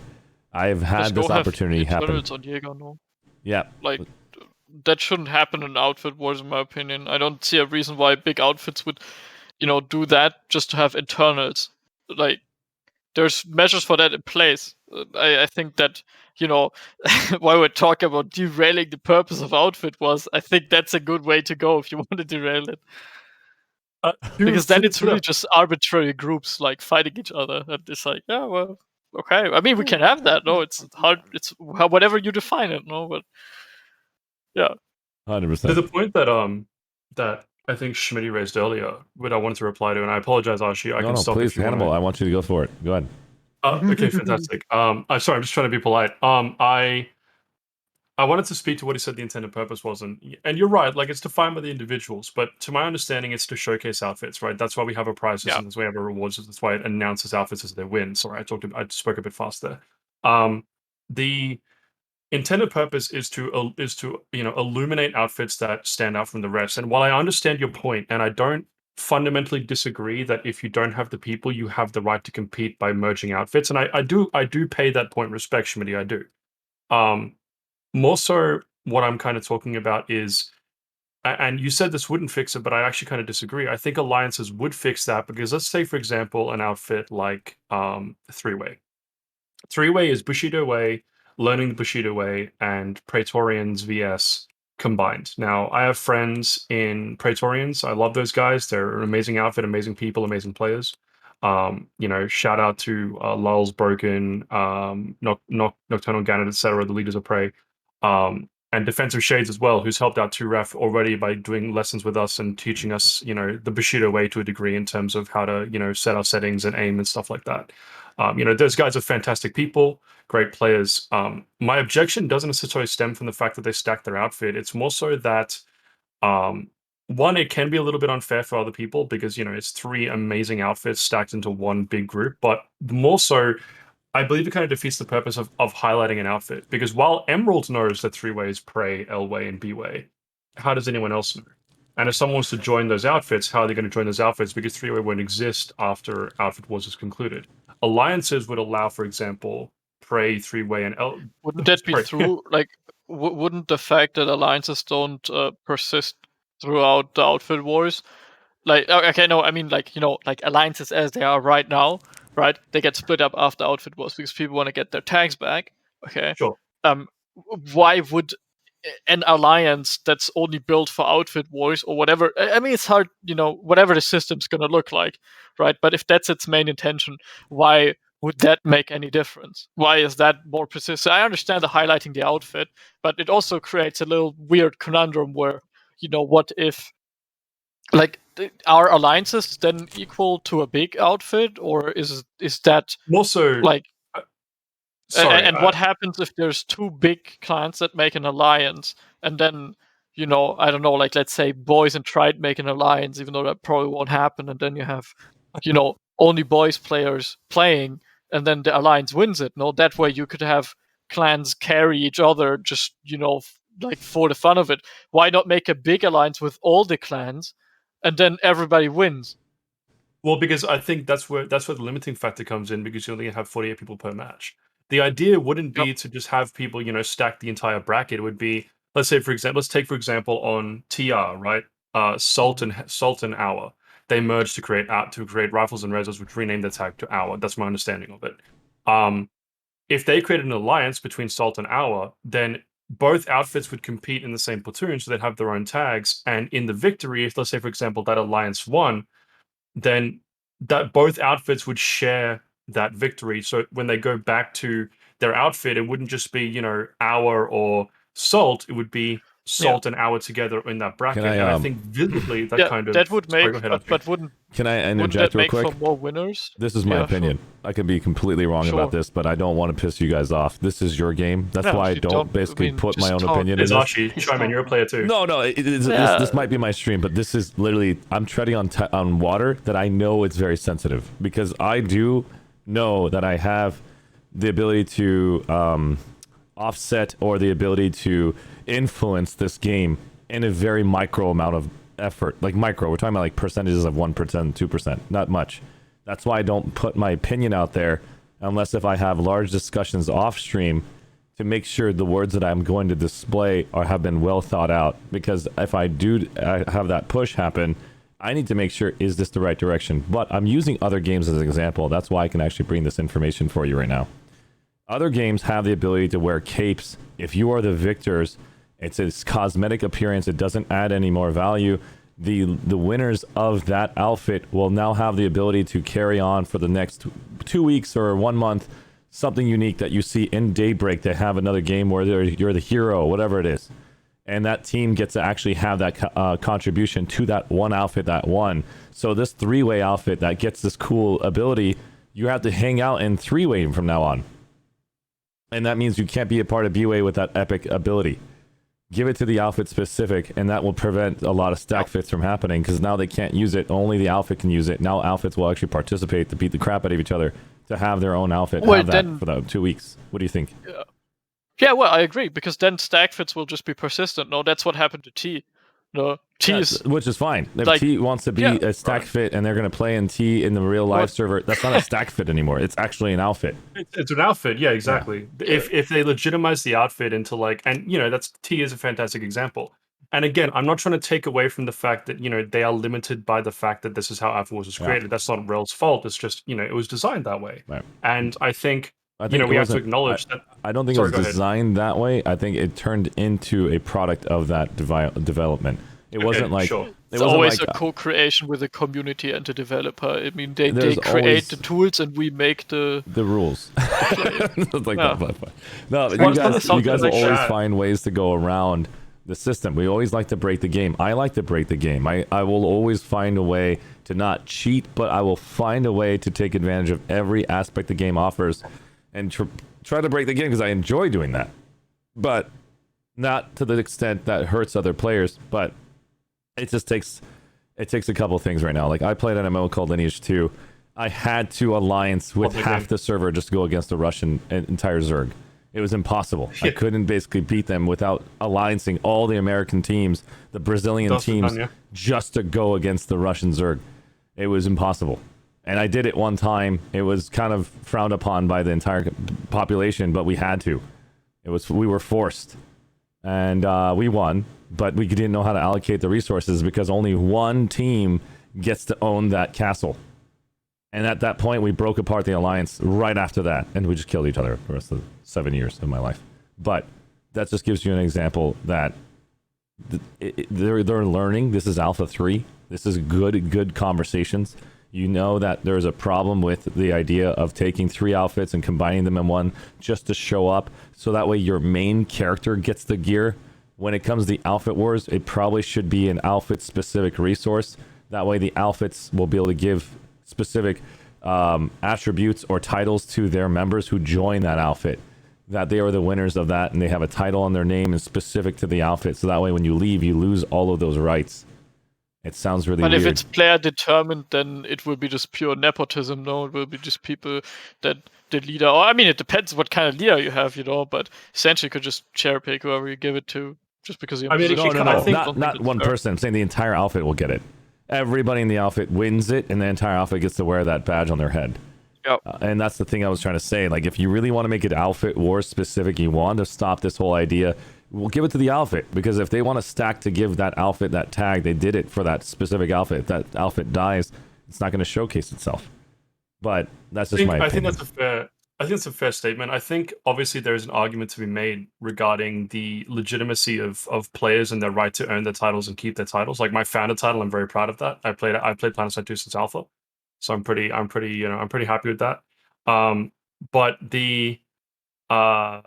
there was a point raised in chat that I want to hearken to, and sorry, that I want to point towards, and that is that it kind of that stack fits to a degree. And again, Schmitty, I understand where you're coming from with T being a legitimate outfit following Outfit Wars, and you know that's a fair point.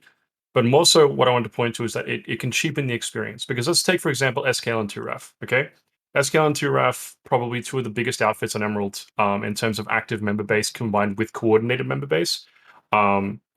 As we saw from ISV, courageous players, so they did show up and B. ISV is one of the largest is probably the largest outfit on Emerald that has 13,000 members, but they only had 12 people show up because the outfit itself is not highly coordinated. And it kind of draws back to this idea that population brackets could be an idea for future outfit wars. Having a bracket for like 24v24 instead of 48v48 would actually probably enable double the amount of outfits to participate. And on top of that, I don't know what the map would look like if they'd have to disable some bases or just make it like a fight over the middle bases or whatever it is. But the idea that 48v48 is now no longer sustainable for the majority of outfits on servers one, that's a population issue, which is unfortunate because we love this game. We want to see more people playing it, which is why streamers like you are important, Arshee and Sirius and Kamikaze and Winter. But you know, it comes down to the pragmatism and the population metrics of Planetside.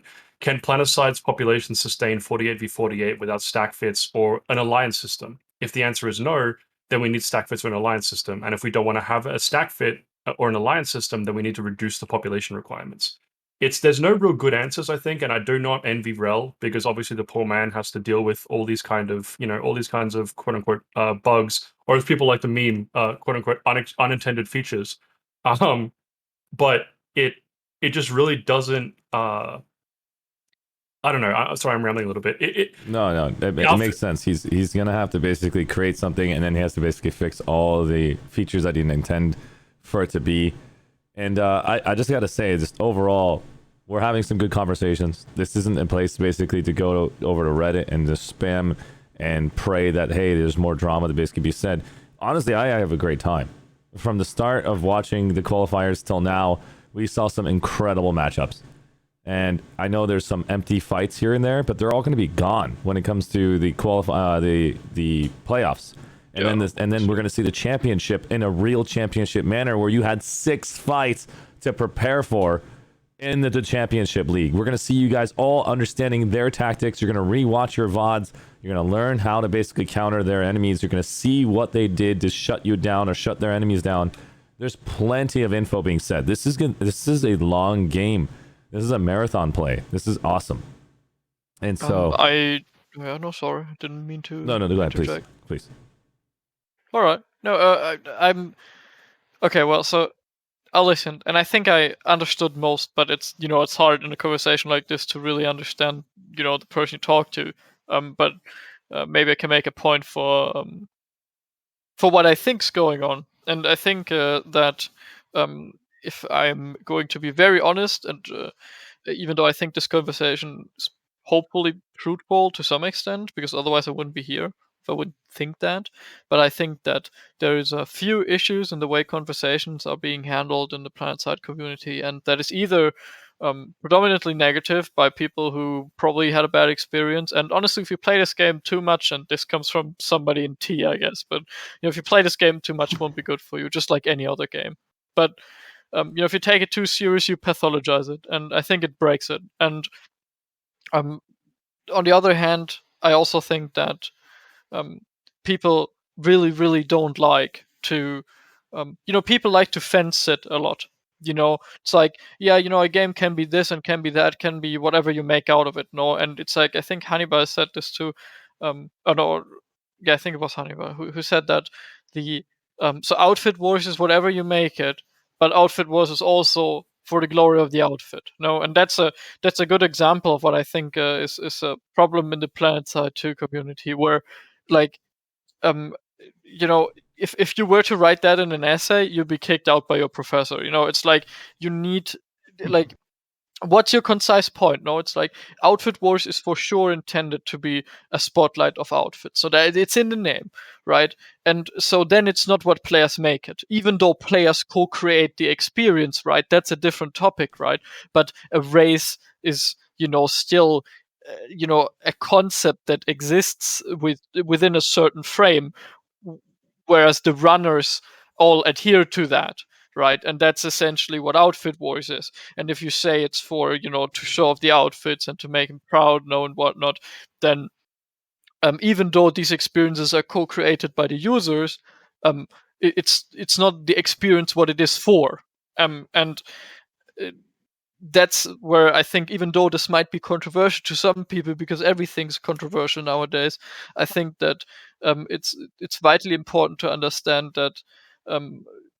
If you try to aim at something like, I want to win Outfit Wars, or I want to actually, and maybe that's fun to you, winning's fun, and then you orientate yourself like that, and you go like, okay, you look at it like a problem, and then you solve it, and then you win Outfit Wars. And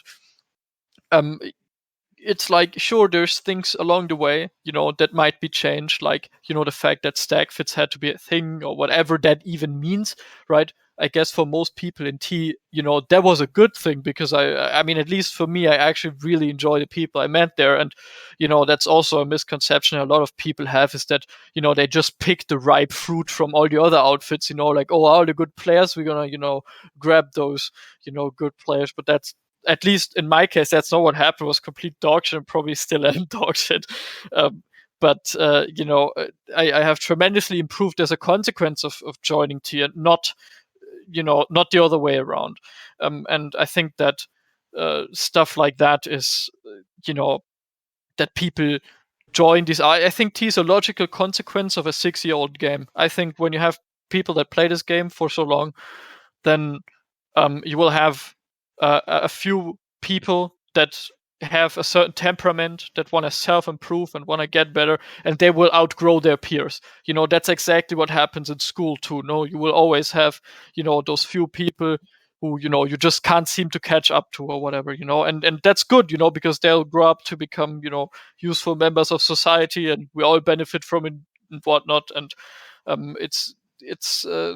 and I think that there's a lot of contempt for that out there, both in real life and both in gaming TM, even though that makes me cringe to say, but it's really true. No, If you're getting it's cringe so from saying ridiculous. that, you should think of all the cringy things I've done on stream, guys. Oh my god. Yeah, but that's fine, because you cry in the can, corner. you can make. Archie.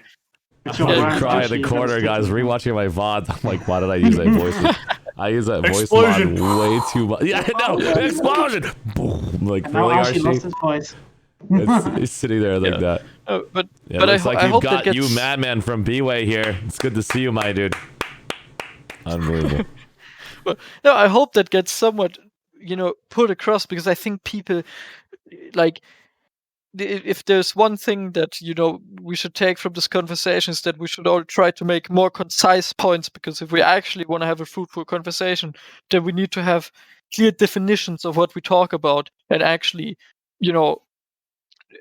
it's and not try to appease anyone. I could still have a wrong opinion. We actually go and talk about it. Maybe I'm wrong, right? That could be true too. Maybe I'm just talking myself into my own delusion, and that could very well be the case. I don't know. This is just a hobby game for me, so I don't use the introspective values I have in real life to hold myself to account to that. But I think that we should all try to be more precise in our speech, and to actually, stop fence sitting.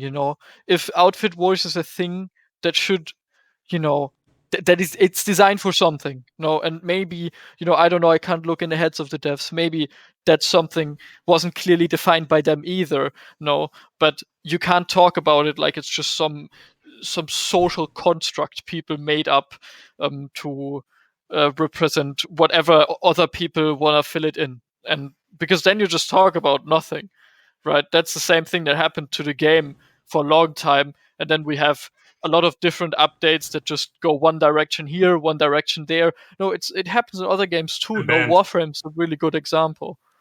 No, it's like, it's why not define what the game is, and then look into a perceivable direction? No, like, Planetside a shooter first and foremost, and I don't care what you think about. No, that's what the game's about. You shoot planetmen in first person ego perspective, and you have a vehicle construct around it, and then you have little add-ons like whatever building is, and I guess even the social system to a degree, right? And I think that people trying to make this like the game's whatever you make of it, is like, no, it's not right. And I think that hurts the direction of the game, but that's just my opinion, right? Maybe I'm wrong with that. I could very well be, but the course that the game has undergone over those years, even though it has made a strong surge back in comparison, indicates that we need clear direction and actually idea what the fuck we're even doing here. It Because looks otherwise like we we've just got Smitty super excited right now. He's got to go serve me just so I can actually put him in timeout. Smitty, you did fantastic. You helped everybody understand your point of view. Thel was in timeout earlier. Just basically enjoy that seat. It's really comfortable in the back. I'll get you out of the back. I mean, as soon as we'll bring you back in. Don't worry, Smitty. I love you to death. Deep breath. Arshee, if it's okay with you, I do want to say to Schmitty something. Yes, and I want to but thank he's currently server muted. Yes. he's in timeout right now. That's what happens, Schmitty, when he doesn't remember family Just friendly. like caught everyone in left field. I do want to Son of thank a- Schmitty because I think that, you know, having a healthy discourse about this kind of stuff, especially considering how different, you know, I mean, I'd probably have never met Schmitty or even spoken to him if it wasn't for this discussion right here. And I want to thank him because, you know, obviously Planetside can be a very heated community, as you yourself pointed out. Arshee, can be very sensitive. People can be very passionate, and I think that it's very rare and very, very good to find people you can speak to in a way that's respectful, but also, you know, disagree respectfully. And I want to give him massive props for that because, you know, intelligent and healthy discourse is kind of how we keep this game going and how we keep things going between players. And I think that having that ability to have that discourse, which you're enabling right now on your platform, is an incredibly important thing. So I want to thank Schmitty for that because even if I disagree with his points to a degree, in more degrees than others in some cases, I agree with the spirit of his passion when it comes to Planetside. So I want to commend him on that 100%. No, 100%. And the thing is that if we can understand everybody's point of view and how they want to play, and you respect each and every person's style of play, that's when it becomes a more unique environment. I'm not trying to make everybody hold hands here. I want you guys to clap each other. I want you guys to basically squat all over the place, next to the body, whatever you wish to do. I want to see smack talking, but you guys can use better language. I mean, like that's the thing. Like when we go down the path of the language that I see that is on Reddit, it's not fair. Like you guys are going directly towards a source like that is racist, derogatory, or sexist sometimes, and it's not funny to me at all. But again, I can't promote that. But again, what I will Oh, it doesn't. Yeah, for sure. And It's like, I think if you're a normal thinking human being, there's no real place for those things in your head. But it's exactly, you know, 100%. Yeah, but and that's the thing but, that's you know, that is preventing some people us have from a sick all kind having of a good time, humor, yeah. and I guess I'm also part of that. Well, I'm sorry. That's okay. Like, as soon as you said sick kind of humor, you heard Thel immediately key, and he's like, "Oh, me."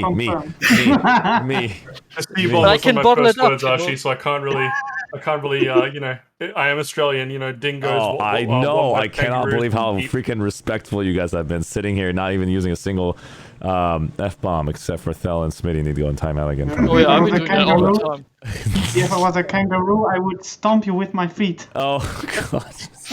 I'll step on me's toe.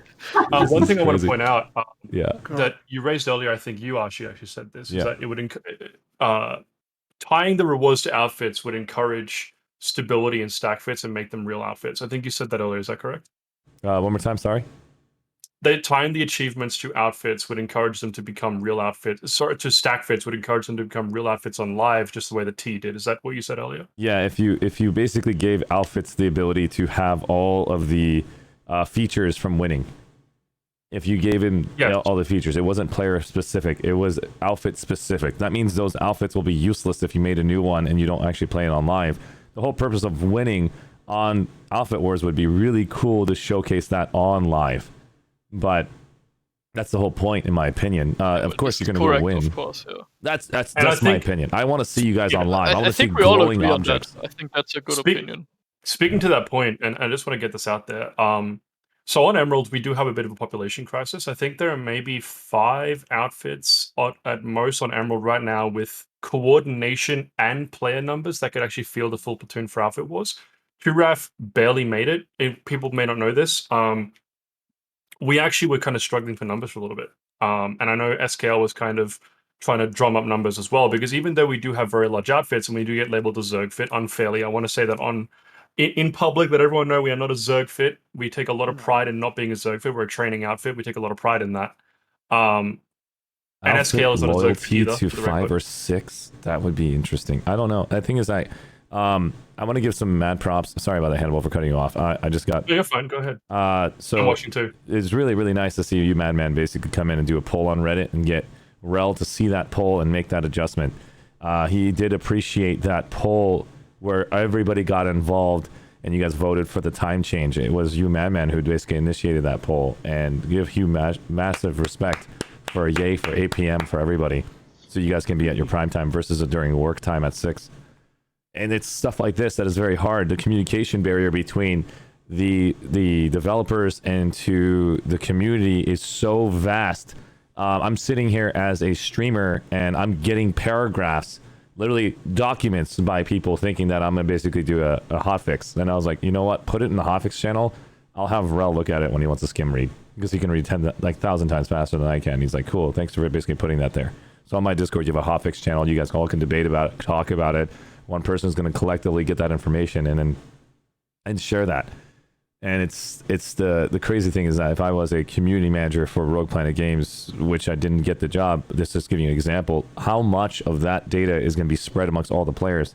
There's got to be one single place to get the information you need. And if it's not basically just on forums or Reddit or on Twitter or on Twitch or YouTube, because you made a YouTube video, where is it? How can they basically pay attention to all of that intensity? So getting the leaders of every single outfit together to collectively take the knowledge from your community to be clear and concise about it during these meetings that we're having and the interviews and the outros help a lot of people. On Sunday, I'm going to have an Outfit Wars discussion with all the leaders who want to have that after my meeting with AAA. And so I will basically come live. It will be on Planetside 2. I'll make an announcement on Discord. Anybody and everybody's welcome to have an opinion about what they think Outfit Wars has been. Server specific? It's not server specific, it's everyone. Just free for all. Free for all, and I'll give you guys all a chance to speak, and you guys can basically talk about it. I'll be your moderator and give you a platform to speak on. And so we'll see if the voiced version can be important, and if a voiced version is too out of control, then it'll be server specific. This is all test. This is a test run from my end to see how many people are interested in talking about Outfit Wars and their perspectives of it. There was a question in chat just now from Jukosar. So what does Turaf identify as if it's not a Zerg fit? Do you mind if I answer that in voice, Arsh? Would you like me to type it out instead? Go ahead, please read it. So I'm gonna keep this very brief. I don't want to take up time, Schmitty. I apologize for our discussion being derailed. I'll quickly attend to my asthmatic cat then, because he needs an inhaler. It's not a joke, actually has fucking feline asthma, yeah. Okay, fantastic. It looks like Schmitty went to basically time out again. We're just going to let him enjoy the spasmodic cat. He really loves that cat. Continue. So, yeah, I apologize. So people ask, if Giraffe is in a Zerg fit, what is it? The foundational principle and the core pillar of our community in 2RAF is that we are a gaming community for all ages that specializes in training people and bringing them into Planetside for the new player experience. We do not focus on being elite fit. We have never wanted to be elite fit. We never will be elite fit. 2RAF is not about being the sweatiest or the most competitive or the most, map-breakingly awesome players in Planetside 2. What we focus on is giving every single person, be they 1 day in Planetside or 5 years or 10 years in Planetside, the best experience we can. That means we appeal to armor players, we appeal to 13-year-olds as much as we appeal to 40-year-olds. It doesn't matter who you are, what your skill is, or what level of commitment you have to the game. If you want to find a place in Planetside where you'll be appreciated, you can play with people who care about the game, and you can coordinate with those people in a meaningful manner, 2RAF can provide that. We're not a Zerg fit because we don't Zerg. We coordinate. We play like adults. That's important, and I'm very, very tired of people saying it's a Zerg fit, because that's not our playstyle. We don't run across the map and scream like Braveheart and attack bases with no coordination. We have highly coordinated, dedicated individuals who give up a lot of their personal time to create the foundations for our outfit, and it is as legitimate and as proper as any outfit from B-Way to Hour to Salt to anyone else on this community who gives their time. Saying it's a Zerg fit is disrespectful, and I wouldn't. And the same thing for SKL as well. I know the SKL leadership; those guys are incredibly passionate. They love their outfit and they love what they do. So saying it's a Zerg fit is disrespectful. My question is, Hannibal, I know you feel that word is going to be a powerful word for you, and I'm not going to lie. I was considered a Zerg fit, but we were organized. But I enjoyed being called a Zerg fit. Like, it's weird how to say it. I enjoyed basically watching even SKL calling themselves the Zerg and the Zerg mother, and just basically adopting it and loving it and putting it a part of their life. They even turned StarCraft 2's trailer to put B-Way as Ultralisks, and then and then seeing 2RAF and freaking tanks and like doing siege mode. That was a legendary freaking video to just showcase how it's like to be on Emerald. But being called a Zerg fit or not, in the end, you guys know how skilled you are. You know how organized you are. People are going to call you a word. If you give them power, they're going to keep calling you that word. That's the thing I'm going to tell you right now. I think it's a symptom of. I just think it's a symptom of the toxicity in the community, because the term Zerg fit, while you're right, giving it power is bad, and obviously, no one should give words power if they don't want it to have effect, and I agree. I'm not sitting here being triggered. It's more so that I feel like this comes back to what you were saying earlier.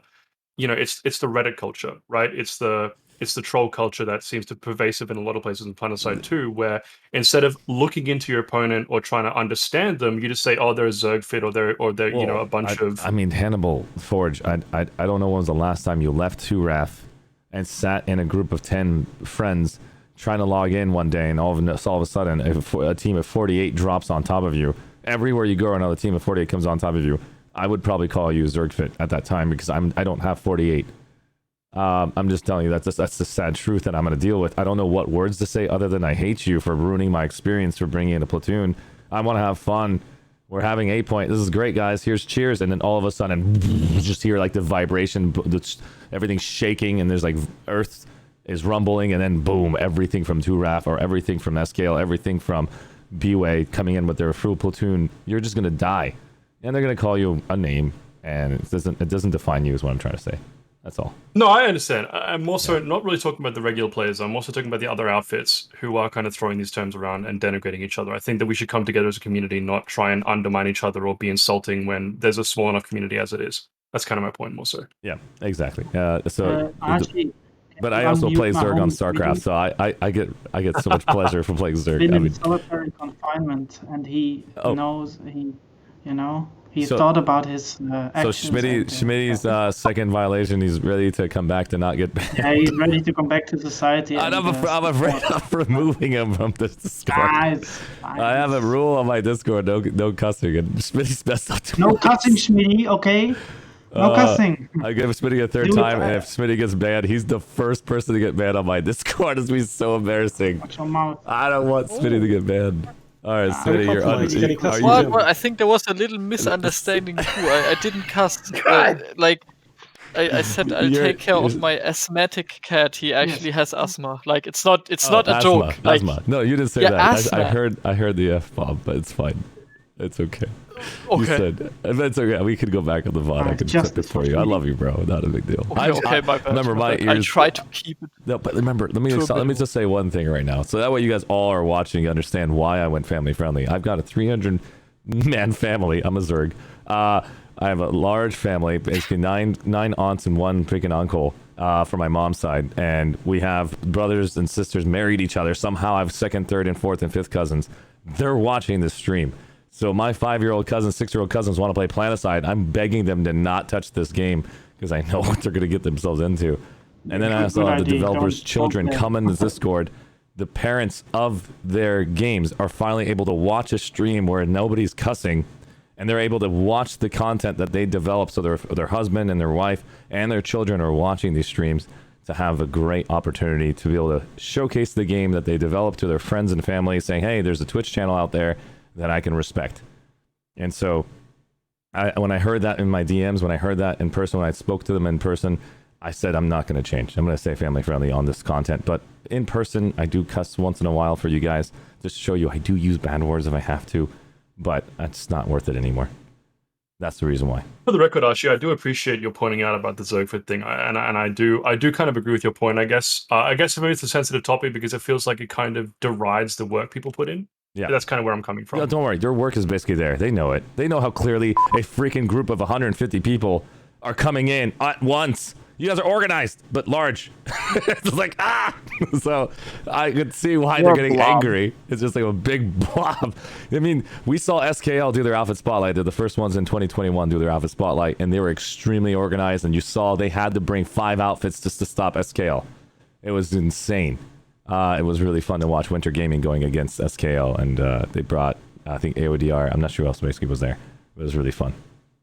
I would like the family friendly thing is a good point, Archie, as well. I just want to commend you on that as well. But I love you guys all to death. I was thinking at 2 o'clock I was going to go to bed. I only have 2 hours to pass out before the event for Emerald. I'm getting 2-hour breaks to go pass out. Me and Rel haven't slept at all for the last... we've been taking 2-hour power naps for Soltech and also for all these other servers, basically. So I got to get my nap in. I'm going to pass out like a baby, and I'm wake up in 2 hours, basically with probably bags under my eyes, because I'm just getting those short naps. So I can do an entire stream from 5 to 11. That's because Connery and Emerald are so damn close together that I have to jump right into Connery right after Emerald, while there's a big gap between Soltech and Miller and COBALT. But I love you, Schmitty and Thel, Toxic, Hamstertron, Jason Kane, Hannibal Forge Hello. have came here to represent here tonight. We're going to see them again if they want to come in on Sunday. I swear to God, jeez. You're too happy. I love you, man. Where's that energy? Everyone, I want that energy. Everyone, one last time. Yeah. Hydrate. Oh, by the way, if you guys want to know, B-Way does train other outfits, so poke them this outfit season if you're looking to improve. I am not joking. There's a video on YouTube. You can go to Bushido Way's YouTube channel. You'll see me getting trained, and I'm helping every new player. I send that VOD to new players to get a chance to see what infantry-based combat looks like, and you can get all the stats information that you need at a very high detailed level. I came in basically pretending I didn't know anything, asked the questions that I need to know if I was a new player. So that way my friends who are going to go play the 50-man stream team I made get a chance to actually watch a VOD while they eat food so they can learn about Planetside 2 at a higher level. B-Way is not just one of the main outfits out there that are willing to train, but if you guys are an outfit that are willing to train other outfits, please let me know and I'll do a call out for you. And if that means if Toxic Xur servers want to train other outfits, let me know and I'll basically give you a shout out and direct them over to you so you guys can genuinely increase the quality of all the players in this game. Well, we can't say that. Yeah, honestly, me and Cell aren't in a position to make the call whatsoever. And honestly, I don't think that it's gonna happen in the manner you think it would be. But I think that we have many individuals in T. It starts with shout out to my boy Tesmir. People like that actually care, and if you want to learn something, if you just got clipped, or if you get or just watch Doc P's videos, for example. There's a whole library of tips on how to actually play the game better. And there's when it comes to that, it's like I don't think we will ever do any specific. Yeah, right. But it's like there's many individuals there, right, who are willing to help out the community and who already produce a lot of content. I mean, it goes from like Joe Creamer's almost weekly montages to Doc P's tutorials, and like Essing was in Mums for a while helping those guys also, like I think, and there's plenty of that around. I think that if you play this game for a long time and you actually have fun doing so, it's nice to share that. So I think that just happens naturally. So yeah, if you just have a question you see us in game or whatever, just PM someone, and then if that person you PM'd has time, we'll gladly help. 100%. That's really nice of you. I appreciate that, Thal. I'm going to make a new character, and I'm going to send you a message and see what kind of message I receive in return. I'm looking forward to that day. It'll be so good. I'll live stream it. I'm like, okay, let's message Thal. Let's see how much of a nice guy he is. Like, I'm a new player. Can I play it? And he says, suck my... Oh, wow. He wants me to enjoy his soup. I'm just kidding. That actually never happens. Can I just say before we go as well, Arshee? I know you want to go to business. I'm just kidding. Yeah, for sure. I want to give a shout out to 22nd Engineering Battalion for showing up to our match with Turaf yesterday, because even though they were horribly outnumbered, those guys did not quit, they did not stop, they did not falter, they were throwing everything they had at us repeatedly over and over and over again to the very last second. So massive props to their spirit and their competitive attempt. We outnumbered them, that's a simple fact, and they still came with their A game, and I really appreciate the hell out of that. Awesome. And also to Geordie's Bacon and Kaya inside of Turaf for relentless hours of lack of sleep, organizing our Outfit Wars roster and everything going into it. Massive props to those guys for everything they've done for Turaf. Well said. I appreciate that. Again, I want to thank all of you guys for stopping by. I'll see you guys again on Sunday if you guys want to stop by. It will probably be around this time on Sunday. And so I'm going to need a large amount of napping to get myself back in gear, for sure. Dude, sleep for 8 hours, Arshee. Pretty much. I need that straight 8 Arshee, hours you sleep. disabled incoming tells. I cannot even give you tips. No, I had to turn it off because of all the people that were DMing me in the middle of the match. It was incredible. They were like constantly popping in the middle of the screen. We're going to go ahead and share some love over to another Planetside 2 player who also basically joins me in P90X. It's a high-intensity physical-based exercise that you guys actually get a chance to see me in the mornings. I'm going to resume that again on Sunday, Monday, Tuesday, Wednesday, Thursday, but the next 6 weeks I'll be here with you guys doing Outfit Wars every single day until the championship. as long as my body can handle it. But that's basically it. And big clap for Arshee, guys. Big clap for Arshee. Thank you so much. Thank you very much. Smitty, Toxic, Hamster, Jason, Hannibal, if you guys want to come in and work out with me on P90X, you're more than welcome to stop by and be a part of that stream. I'll see you guys. Everybody, if you want to get a chance to see Man, who is actually giving the offer right now, B-Way is willing to train any server. Let him know. Send him a DM. You can see him on Twitch. Add him to friends on Discord. Come into my Discord and actually check him out as well.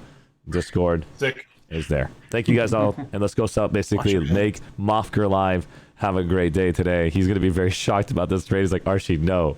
Arshee, no. Arshee, no. This is gonna be really fun. I'll see you guys. See you guys. Spam those emails. Let's basically share the love over the Mofker. He plays Planetside 2 and streams it too. See you guys. Yo, have a good sleep, Archie. Goodbye, everyone. I need to pass out. Be careful with those explosive movements, Archie. 100%. I am. My voice is almost dead. Arshee, no. And Arshee, keep going. Arshee, no.